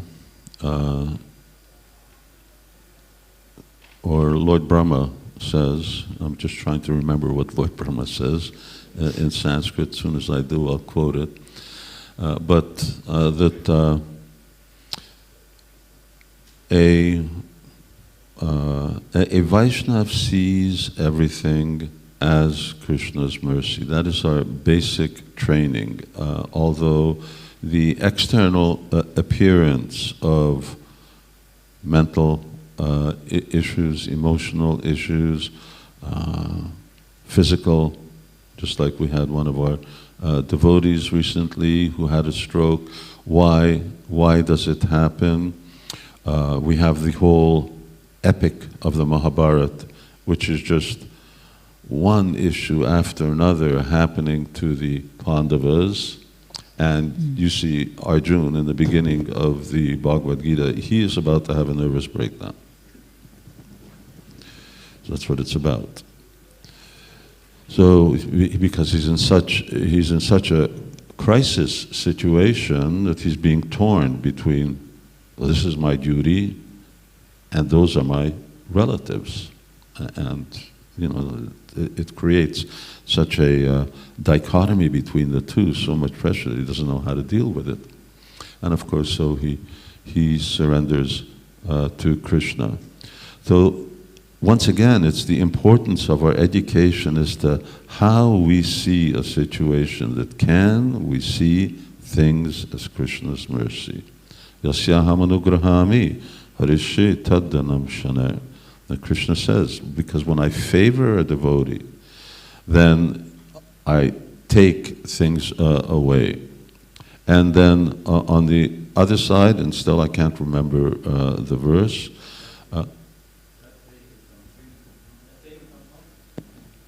Tatenu kampam sushamikshimanu bunjaya evat lakritam vipakam. So a devotee is on the right track, he's guaranteed towards Krishna. When that mukti pade dhoyabhak, here we're talking about mukti. So the gates to mukti are open to that devotee who knows how to accept everything.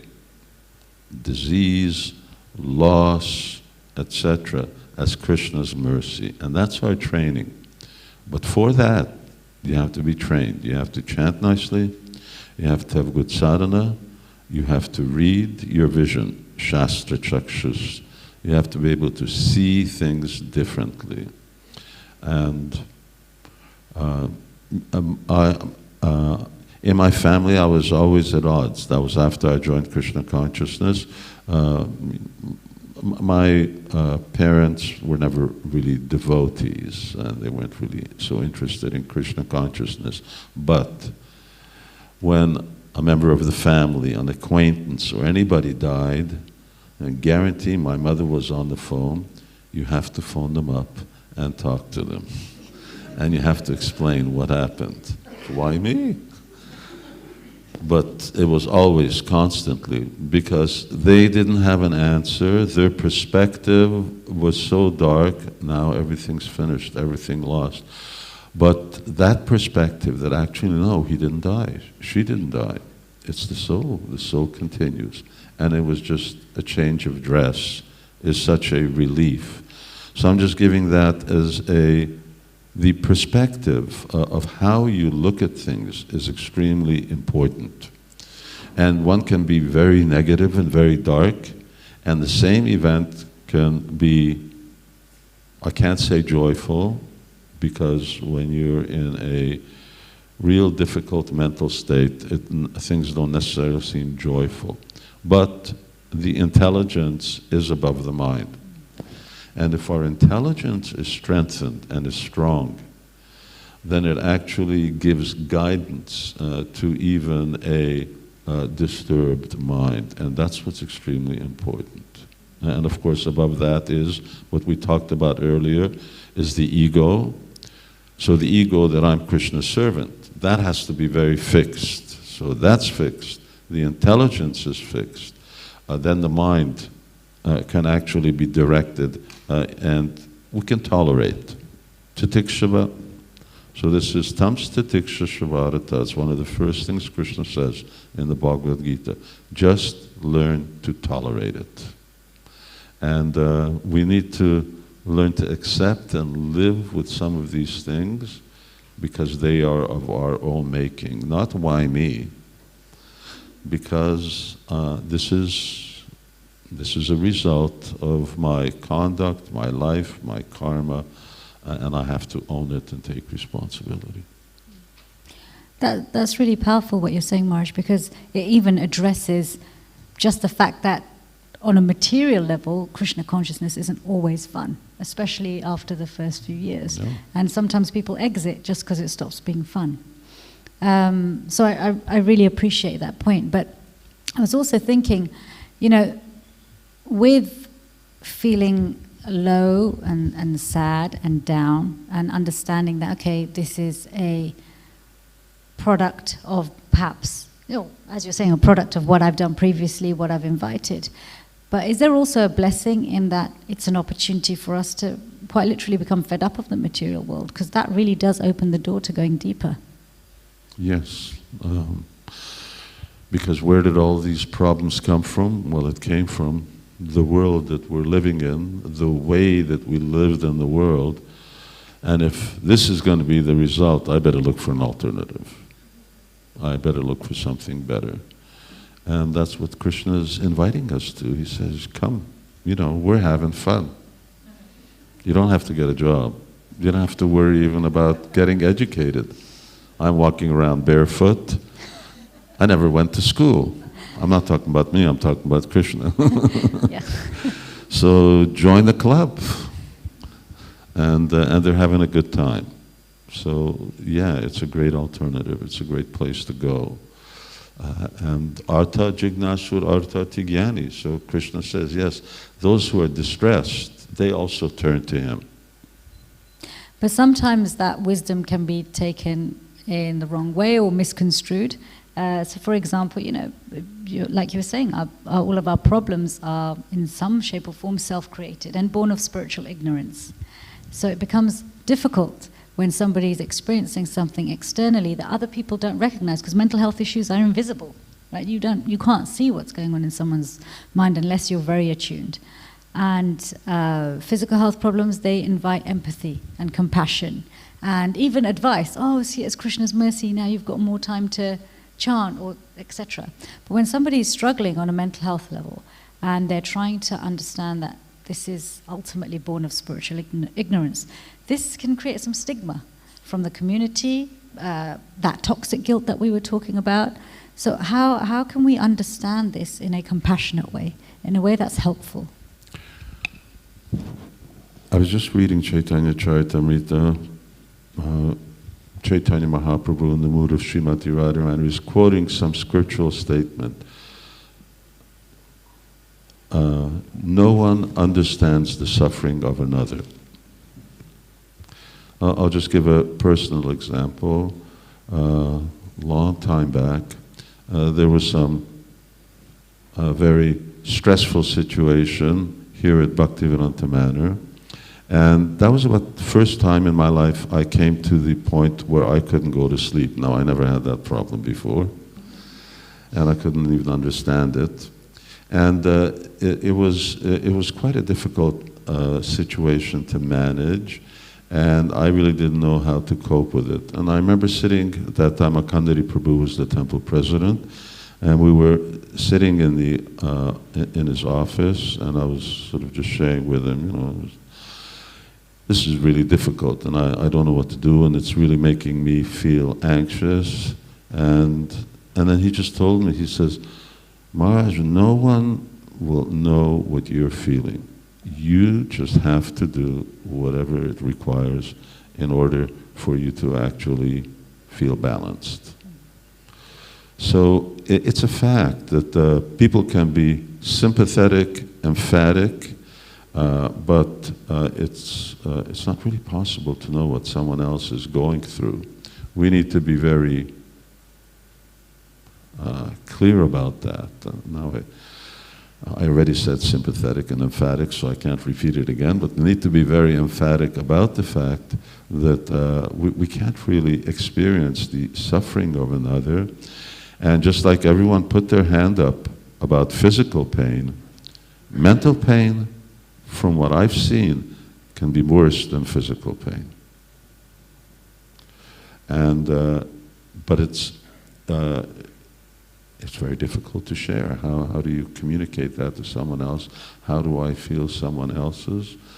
So it requires real understanding, and because this is a more subtle thing, and then, you know, without any prejudice or bias, in certain communities, and even in the Asian community, we like to sort of I don't like to deal with this. We don't we don't get into this. We sort of put it out of the way. It's embarrassing.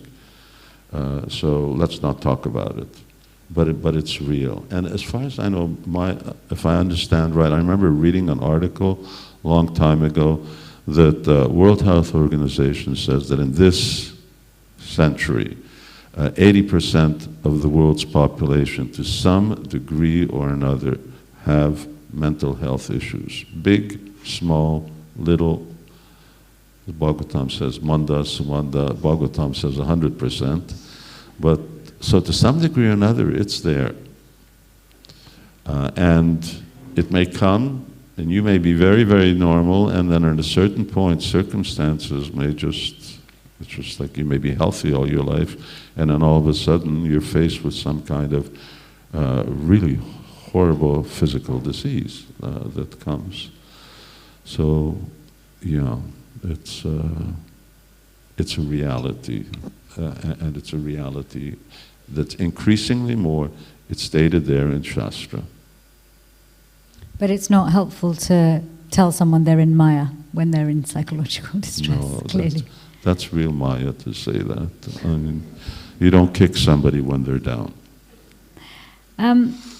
So, in terms of this health of the mind, and you made a statement earlier that when our consciousness is purified, the mental disturbance goes. And in Bhagavatam, 3rd canto, also talks about how a devotee no longer needs the mind and intelligence to serve Krishna. Doesn't any longer need the mind, intelligence, or the body to serve Krishna. How do we understand this idea of a happiness separate from psychological happiness? And can spiritual happiness coexist with material psychological distress? I'll just digress and then bring me back if I've gone too far. Sure. This false ego, intelligence, and mind, we talk about as, we like to see them as sort of compartmentalized different things. Kapila Dev says in 3rd canto that there's the subtle body and there's these different ingredients, but you can only really distinguish them by their functions. In other words, you can only pinpoint the function. You can't pinpoint the substance. It isn't that one's here and the other one's there and the other one's over here. So they're all, they're different, they function differently. And they're all accompanying the soul. And the soul, similarly, now I've come back to your question, the soul actually thinks. The soul is extremely intelligent, and the soul has not false ego, but real ego. So the soul really knows who he is, a liberated soul, or she is. So thinking, feeling, willing, they're there on the transcendental platform. And we just want to make our minds healthy. And we want our intelligence to be pure. And we want our ego to be, ego means id, it means identity. We want our identity to be real, not false. And that's what Krishna consciousness is about. We are not going to become mindless, but we're going to become really, really, well, I hate this mindfulness, but we're going to be really mindful. It's a real cliche word. So is it possible to be spiritually happy but psychologically distressed? Is it possible to feel both simultaneously? Spiritually happy, psychologically distressed? No, someone who is spiritually now happy means that he's transcendentally situated or even well fixed in Krishna consciousness. They will be properly situated, but Arjuna was distressed. So they may find themselves in a situation of distress. But I would say that it's not in the same category as someone who's not well situated spiritually and is distressed. Okay. So you can have a eternally liberated soul appearing to be very sick. He has some kind of malady. Srila Prabhupada had, his kidneys were non-functional. So he, more or less, that's what he passed away from. The appearance of that, especially when you're talking about a very happy or a liberated person, someone who's really attained perfection, their mental distress, like Arjuna, is caused by Krishna. Their Prabhupada's health condition is something which is going on under Krishna's direction. It's different. But from our point of view, the answer would be yes. Yes. So at a certain point in someone's spiritual life, when they are spiritually evolved, they can experience spiritual happiness. Srila Prabhupada was here in 77 September in his rooms. And he called Tamal Krishna Maharaj. It's there in Prabhupada Lilamrita. And he said, my mind is really disturbed. I can't think. You're a smart boy. You take care and decide what to do. Thank you. I know I was pushing the point, but I feel it's really important because there is so much stigma, almost to the point where people can feel like, am I going to be bereft of spiritual advancement just because I don't have a healthy mind? Because sometimes people don't find a solution in this lifetime.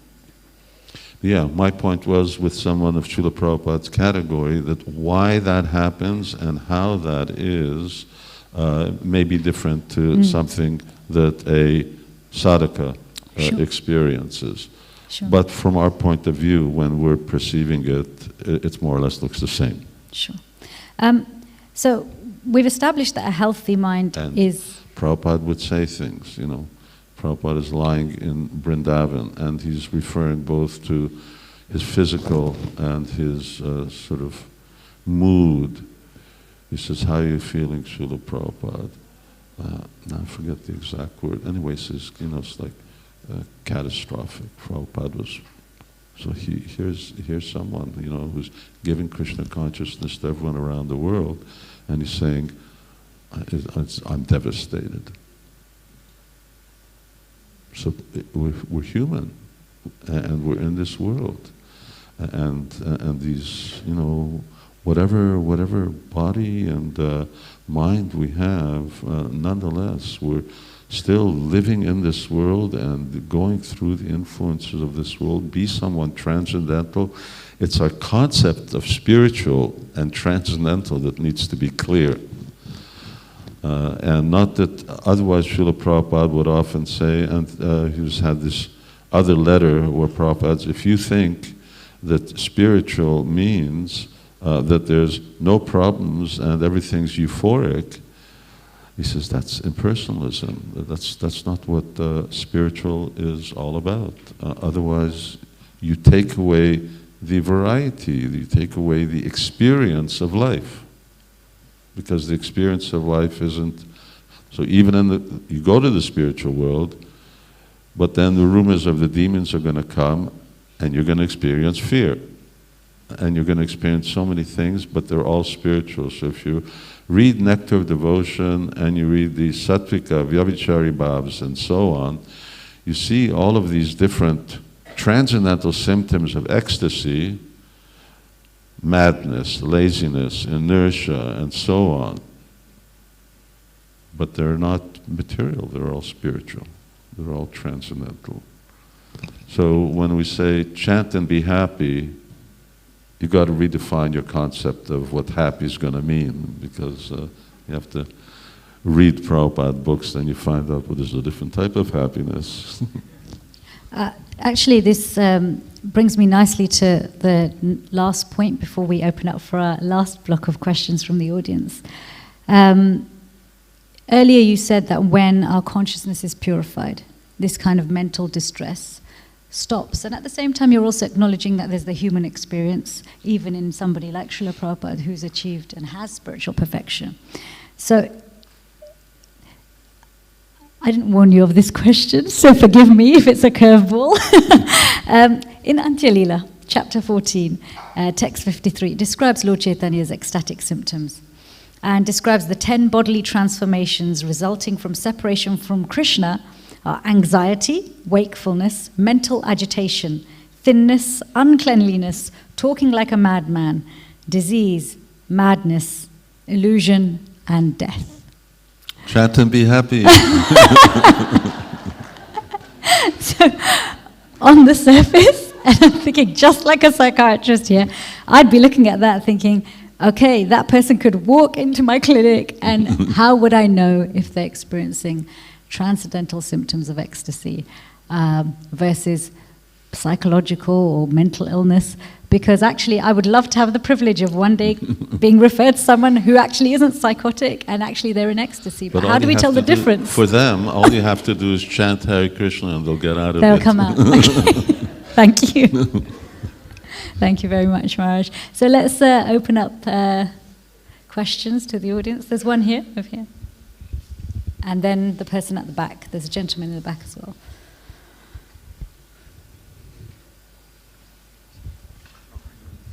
Hare Krishna. The knowledge of the knowledge of how a person's psychology works didn't seem relevant when I first joined. We just thought you chanted Hare Krishna and he's on the mental platform, so don't worry about him. He needs to get into his rounds. And then as we go on, we see there's so many things that you have to learn, even how a vehicle works if you're going to get from A to B. And it didn't seem like important knowledge, it seemed mundane knowledge. Now it seems mental health is such a big problem now. So as devotees, do we need to take time out to study the subject so that we can address and communicate with people who are having all these different difficulties?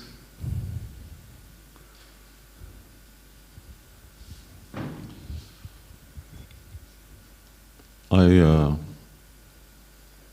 don't know about devotees becoming all, healthcare professionals, mental health care professionals. We need devotees who are, just like we need devotees who take care of, we want devotees who are our doctors, taking care of our physical body. We want devotees who are also taking care of our mental body as well. Why?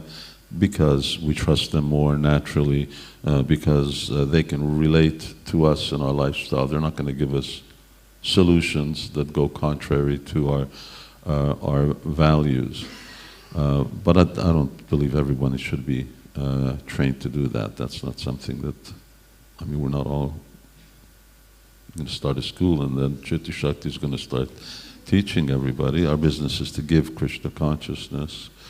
But it is something that we need to be able to deal with. And amongst other things that come up, this isn't the only issue. There are a lot of identity issues that come up that are not from the psychological issue, but maybe from the gender issue. And that's something new to deal with. But it needs to be there. One way or another, we need to be able to provide something, or we can't take responsibility in ashram life for someone, and we need to see if we're in the counseling field who we can actually refer to someone. And when, for instance, people fit or don't necessarily yet fit into either the ashram life or even into a counselor group. They may require some more help before they actually, so that they don't just project all of their issues on others who are going in a completely different way and doing a different life. You wanted to add something to that? No, I think you've said everything. I think it would be unrealistic to expect everybody to train in it because people are not going to naturally all feel inclined to study the subject. But yes, I agree, we probably need a few more. But there's a scarcity globally in people trained in this area because it's tough, So anyway, I think we have two questions at the back, Vishwambara Prabhu, and then there's a gentleman in the middle in the second to back row. Hare Krishna. Something came to my mind I wanted to address this question to Chit Shakti, and then Maharaj also can. I have a friend of mine, and his left is gone because he was going through some stress, and he told me that it's difficult for him to come back because his surrender was misused. You know, he revealed his mind to some senior devotees about his problem. And that problem was not contained properly, so he was let down. In other words, his stress was calling for some help. But instead of help, he was identified as a problem. As a what? As a problem. Oh. He's a problem, so therefore, they not only they could not help, but they broke confidentiality. So my friend, he said, because my surrender was misused, so I am afraid to surrender again. Now my question to you, do senior devotees, do they really need some kind of a crash course, like are you a psychologist or psychiatrist? What are you? Psychiatrist. Psychiatrist, okay. We don't expect all these senior devotees, to be expert in that field.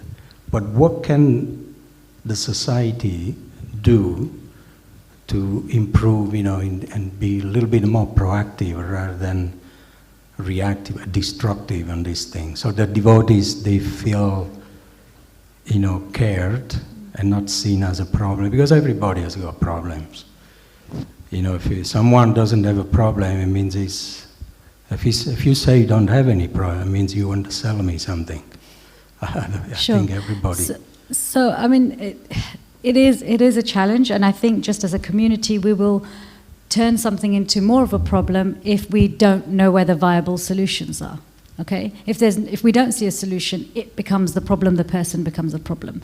But just stepping away from that, first of all, going back to what Maharaj was saying, yes, we should have greater access and signposting to this kind of help, more understanding around it. But in terms of confidentiality, I mean, actually, as Vaishnavas, confidentiality is part of our culture, is part of our Siddhanta, revealing our minds in confidence and hearing from others confidentially. It's part of the 6 loving exchanges. So that training, yes, it can be given as basic listening skills training and psychological training and helping people, but actually that training's there in our culture as Vaishnavas. So really, if someone's coming to us in distress, even if we are not able to help and we feel that somebody else needs to be brought in, we should at least have enough respect for that person to say, okay, I don't know if I can help you with this, but I do need to tell someone just because I feel like you're at risk. And do I have your permission to share? And who do I have your permission to share with? Now, we can't go back, unfortunately, and change the situation for the devotee you're talking about. But moving forward, I think this can, this attitude can help a lot of us deal with some difficult situations. It's okay for us to not know. It's okay for us to seek help elsewhere. But we do need to seek the other person's permission to let somebody else into that confidential space. I don't have anything to add to that. Okay. I'd like to, before the next question, and I think there may be, just to emphasize the subtleness of mental and emotional issues. I keep sort of separating the two, but I guess they're connected. Another topic is what's emotion, as opposed to what is mental. And that is that karma, in terms of action and reaction, are very important. Today's world of entertainment revolves around unprecedented violence. From children at a very young age, all they see is violence. Whoever's playing these games, video games, it's all about violence. Movies, etc., etc., the language, our communication. People become extremely aggressive. Aggressiveness means you got both aggressors and victims. It's an impression. That's one. But there are many. Things come from our previous lives. Sometimes something may just surface. Where did it come from? And we're surprised. And that is because a conduct of our previous life has made a certain impression within our subtle bodies, and the reaction becomes ripe at a certain stage in this life. It's not when we're 1 year old, it may be when we're 21 years old, or 41 years old, or 60 years old. That reaction ripens, and all of a sudden, we're faced with some mental distress that may have come up in a very harmonious situation. Say, for instance, you're living in a very good, under good circumstances, but still it comes up. So it becomes, people around you can't understand, where did all this come from? So the reason I'm making this point is, you cannot underestimate the importance of the quality of a sattvic lifestyle. If you're living a rajasic, tamasic lifestyle, you will incur mental problems, you will create problems for yourself in this life, and if you happen to come back in the next life, you'll be creating it in the next life.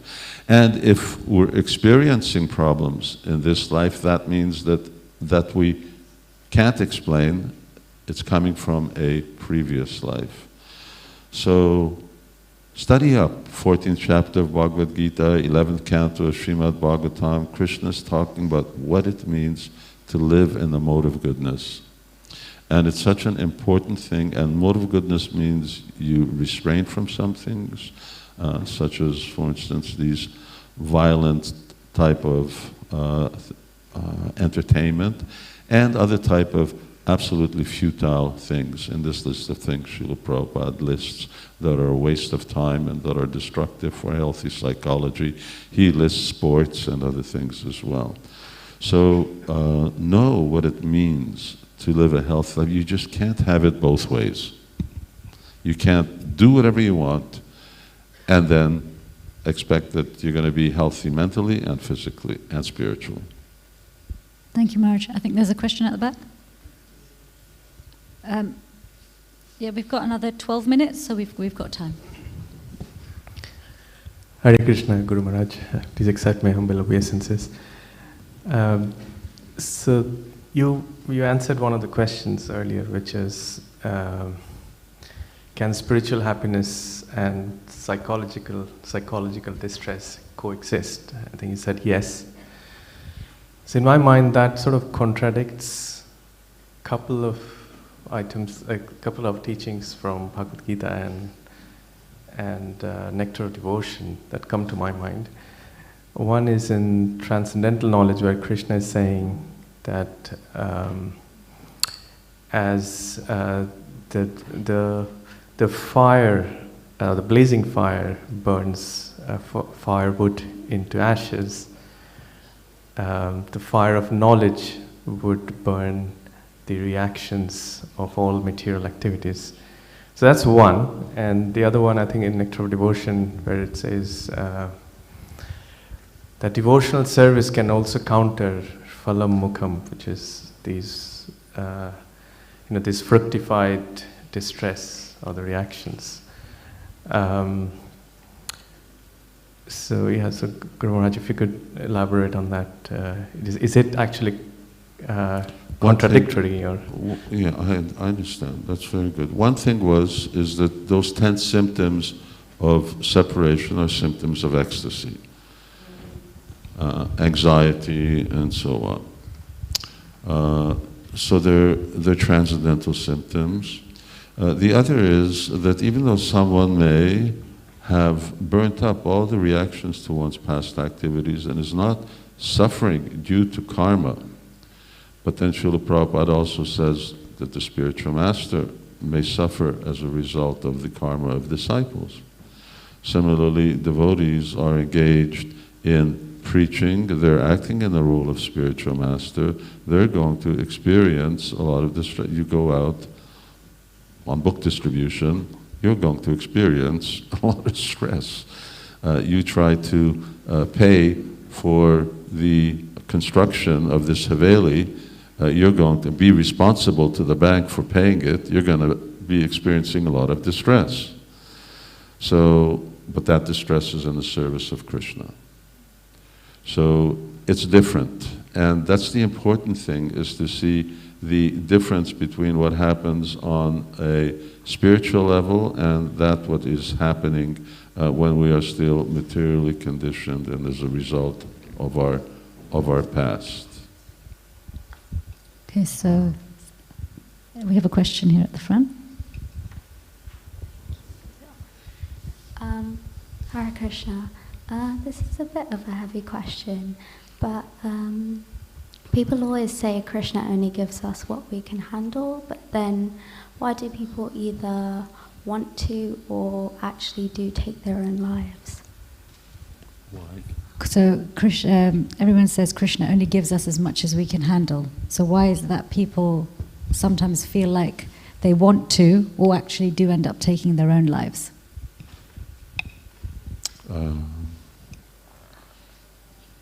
Krishna may give us something, but then we need to see and we need to be confident that, all right, I have the resources around me to be able to deal with this particular situation, and I need to be able to find those resources. Krishna's testing, or Krishna wants to see how strong is our faith, remind us what the material world is all about, give us a little token of our past karma, but then we're in a circumstance as devotees that we do have access to guidance, help, and so on, but we need to be able to take it.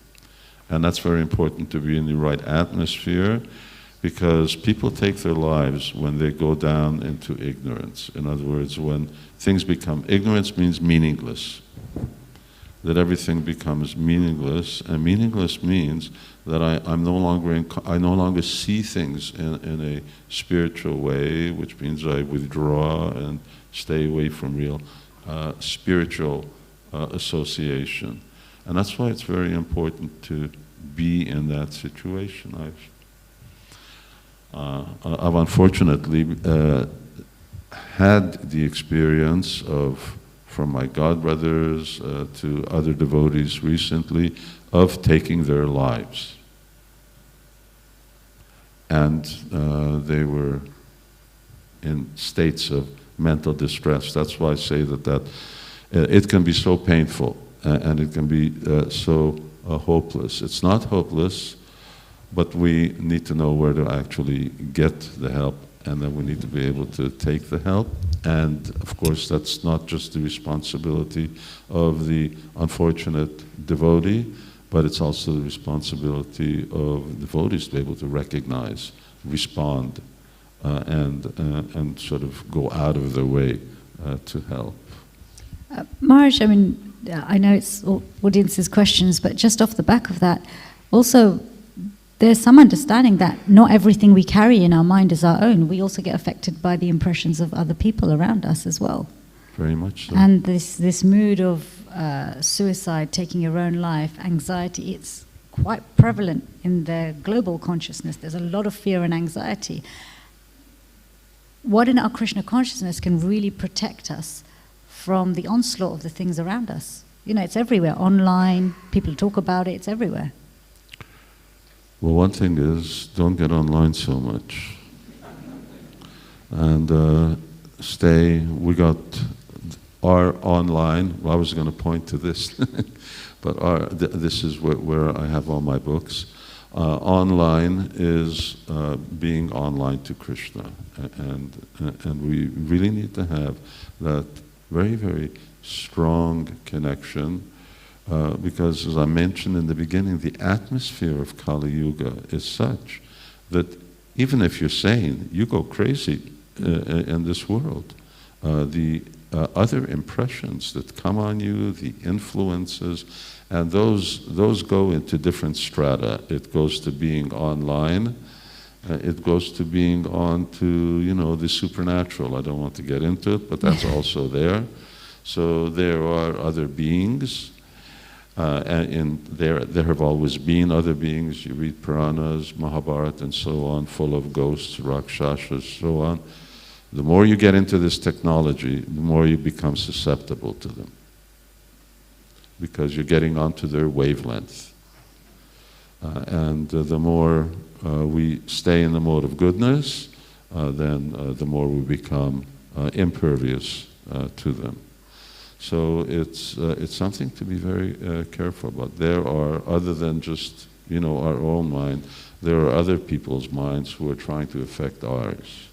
And it's not just Bill Gates. Poor Bill Gates.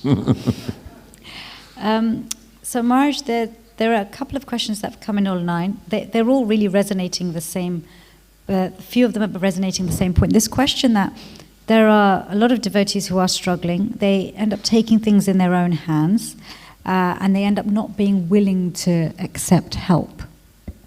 How can we serve those who we can see they need help, but they're not willing to accept it? Is there a way? That's a difficult situation. That's the beginning of any type of remedial approach. Is I'm sick, I need help. Shishashte sharimam tvam prapanam. So that's the first thing. Arjuna says, all right, you got to help me. And there may be a limit as to what we can do. I mean, it isn't that we're meant to solve every problem, that we're supermen. We're also extremely limited, no matter how. I mean, you must have more, you've got more experience than I do in that sense. How much can you really help somebody? For instance, here on the spiritual level, we do the same thing.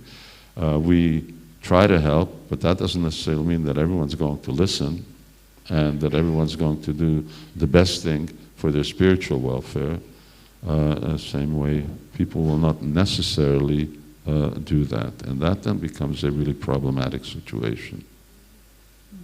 What's your experience? Well, I think if we create a culture of people seeking and getting help, I think that helps, creating an environment where it's okay to ask for help. See, in my profession, there's legal things in place. When someone's gone past a certain point where they need help, if they no longer have the capacity to make that choice, we can intervene legally and actually force help on them. So there's that side, but by the time somebody gets to that stage, they're really, really quite unwell. And it is better people get help before that, because then the help you need is less intense and it's much quicker to recovery. So yeah, if we can, my personal opinion is if we can create a culture of it being okay to ask for help and having that help accessible, because I think there's still a stigma amongst devotees that I want to come across as a good devotee, so that means I can't have any problems. And last but not least, I think this is quite a sweet question. We're often told that we want to imbibe the mood of the acharyas, like Bhaktivinoda Thakur or Narottama Das Thakur. But from their bhajans and pastimes, it may seem that they're in distress from separation from Krishna, or in their genuine humility, they lament their lack of Krishna consciousness. Can you explain this type of distress, the contradiction of ecstasy and feeling unqualified?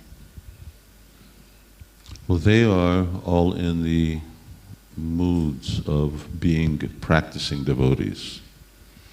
And even though they're liberated souls, eternally liberated souls, nonetheless, they're really placed, just like Arjuna is placed in a certain situation where he becomes obliged to ask about Bhagavad Gita, get the guidance of Bhagavad Gita. Similarly, they are in the position of sadhakas. They feel like sadhakas in order so that we know how to perfectly practice Krishna consciousness. Otherwise, unless we get guidance from the perfect teachers, then how do we know how to actually practice properly? So they are the perfect teachers for us. And they show us how to actually overcome these issues that crop up in life. If you read Bhaktivinoda Thakur's biography, it doesn't seem like there's any time when he's healthy. He is always sick, physically sick. Why is he physically sick? At the same time he says, Kamala Manjari, my spiritual identity is Kamala Manjari. So why is Kamala Manjari always sick? But he is, and part to do with the fact that he's taken on the burden of preaching and giving Krishna consciousness to others. So we have examples of these personalities who live in this world. They identify with us, and they give practical examples. Just like for me, Srila Prabhupada is, his life is followable by anyone. So anyone can follow it. He's a student, goes to school, he's always Krishna conscious in school, he's always studying Bhagavad Gita, he gets married, he has children, he's initiated, he Varnaprastha, he becomes a sannyasi, he goes to preach. So it's not like he just 8 years old and he became a sannyasi. Anyone can live the life that Srila Prabhupada lived. And he set that example. So anyway, acharyas are also setting an example for us. And so they also lament. Now the question is, do we lament? We really got to lament. That's part of the thing that they're teaching us. You have to want it. Marj, thank you so much for giving us your time, for being a pillar and rock for this community, and giving us so much love and compassion. Anyway, thank you very much for being here and helping the devotees and giving the kind of guidance that we really need. And of course, you're in the mental health field. We have some other doctor devotees who are also very helpful in the physiological. We need good guidance and help, either in this department or that. And we need to be good patients. That's a very important thing. We need to be careful. We don't make life is already difficult in Kali Yuga. Don't make it more difficult. Thank you. Thank you to the audience for your wonderful questions. His Holiness Shiva Maharaj ki jai. Hare Krishna. Srila Prabhupada ki jai. Citi Shakti Devi Dasi ki jai. Hare Krishna. Can we have 3 loud haribols for our esteemed speakers today? Haribol! Haribol! Haribol! Jai. Thank you so much for attending today. This is a very, very deep session. Lots to take from it, as have actually all our sessions have been so far. And I know there's lots more questions that were devotees wanting to ask, but due to time, we had to cut it at this point. So we're going to adjourn for today. There will be Maharaj will be with us for book signings as well. As you can see, there's loads of sets of Navavraja Mahima here, as well as so many other books by Maharaj as well. So please take advantage of this golden opportunity. There's also prasadam being served across the courtyard as well. Please, if you're going to come see Maharaj, please queue orderly around the periphery. And we've had 3 of our 4 sessions so far, and it's very fortunate for us to have Maharaj exclusively for all these weeks. Next week we finish off with our final session, where we'll be looking at, so far we'll be looking at Krishna consciousness very much on an individual level. Next week we're looking more on a collective level and seeing how Krishna consciousness could present a social system by which we can live in, and how that would actually measure up against the modern free market capitalistic society that we're living in at the moment. So lots to look forward to. See you all next week. Hare Krishna. His Holiness Sivarama Swami Maharaj ki.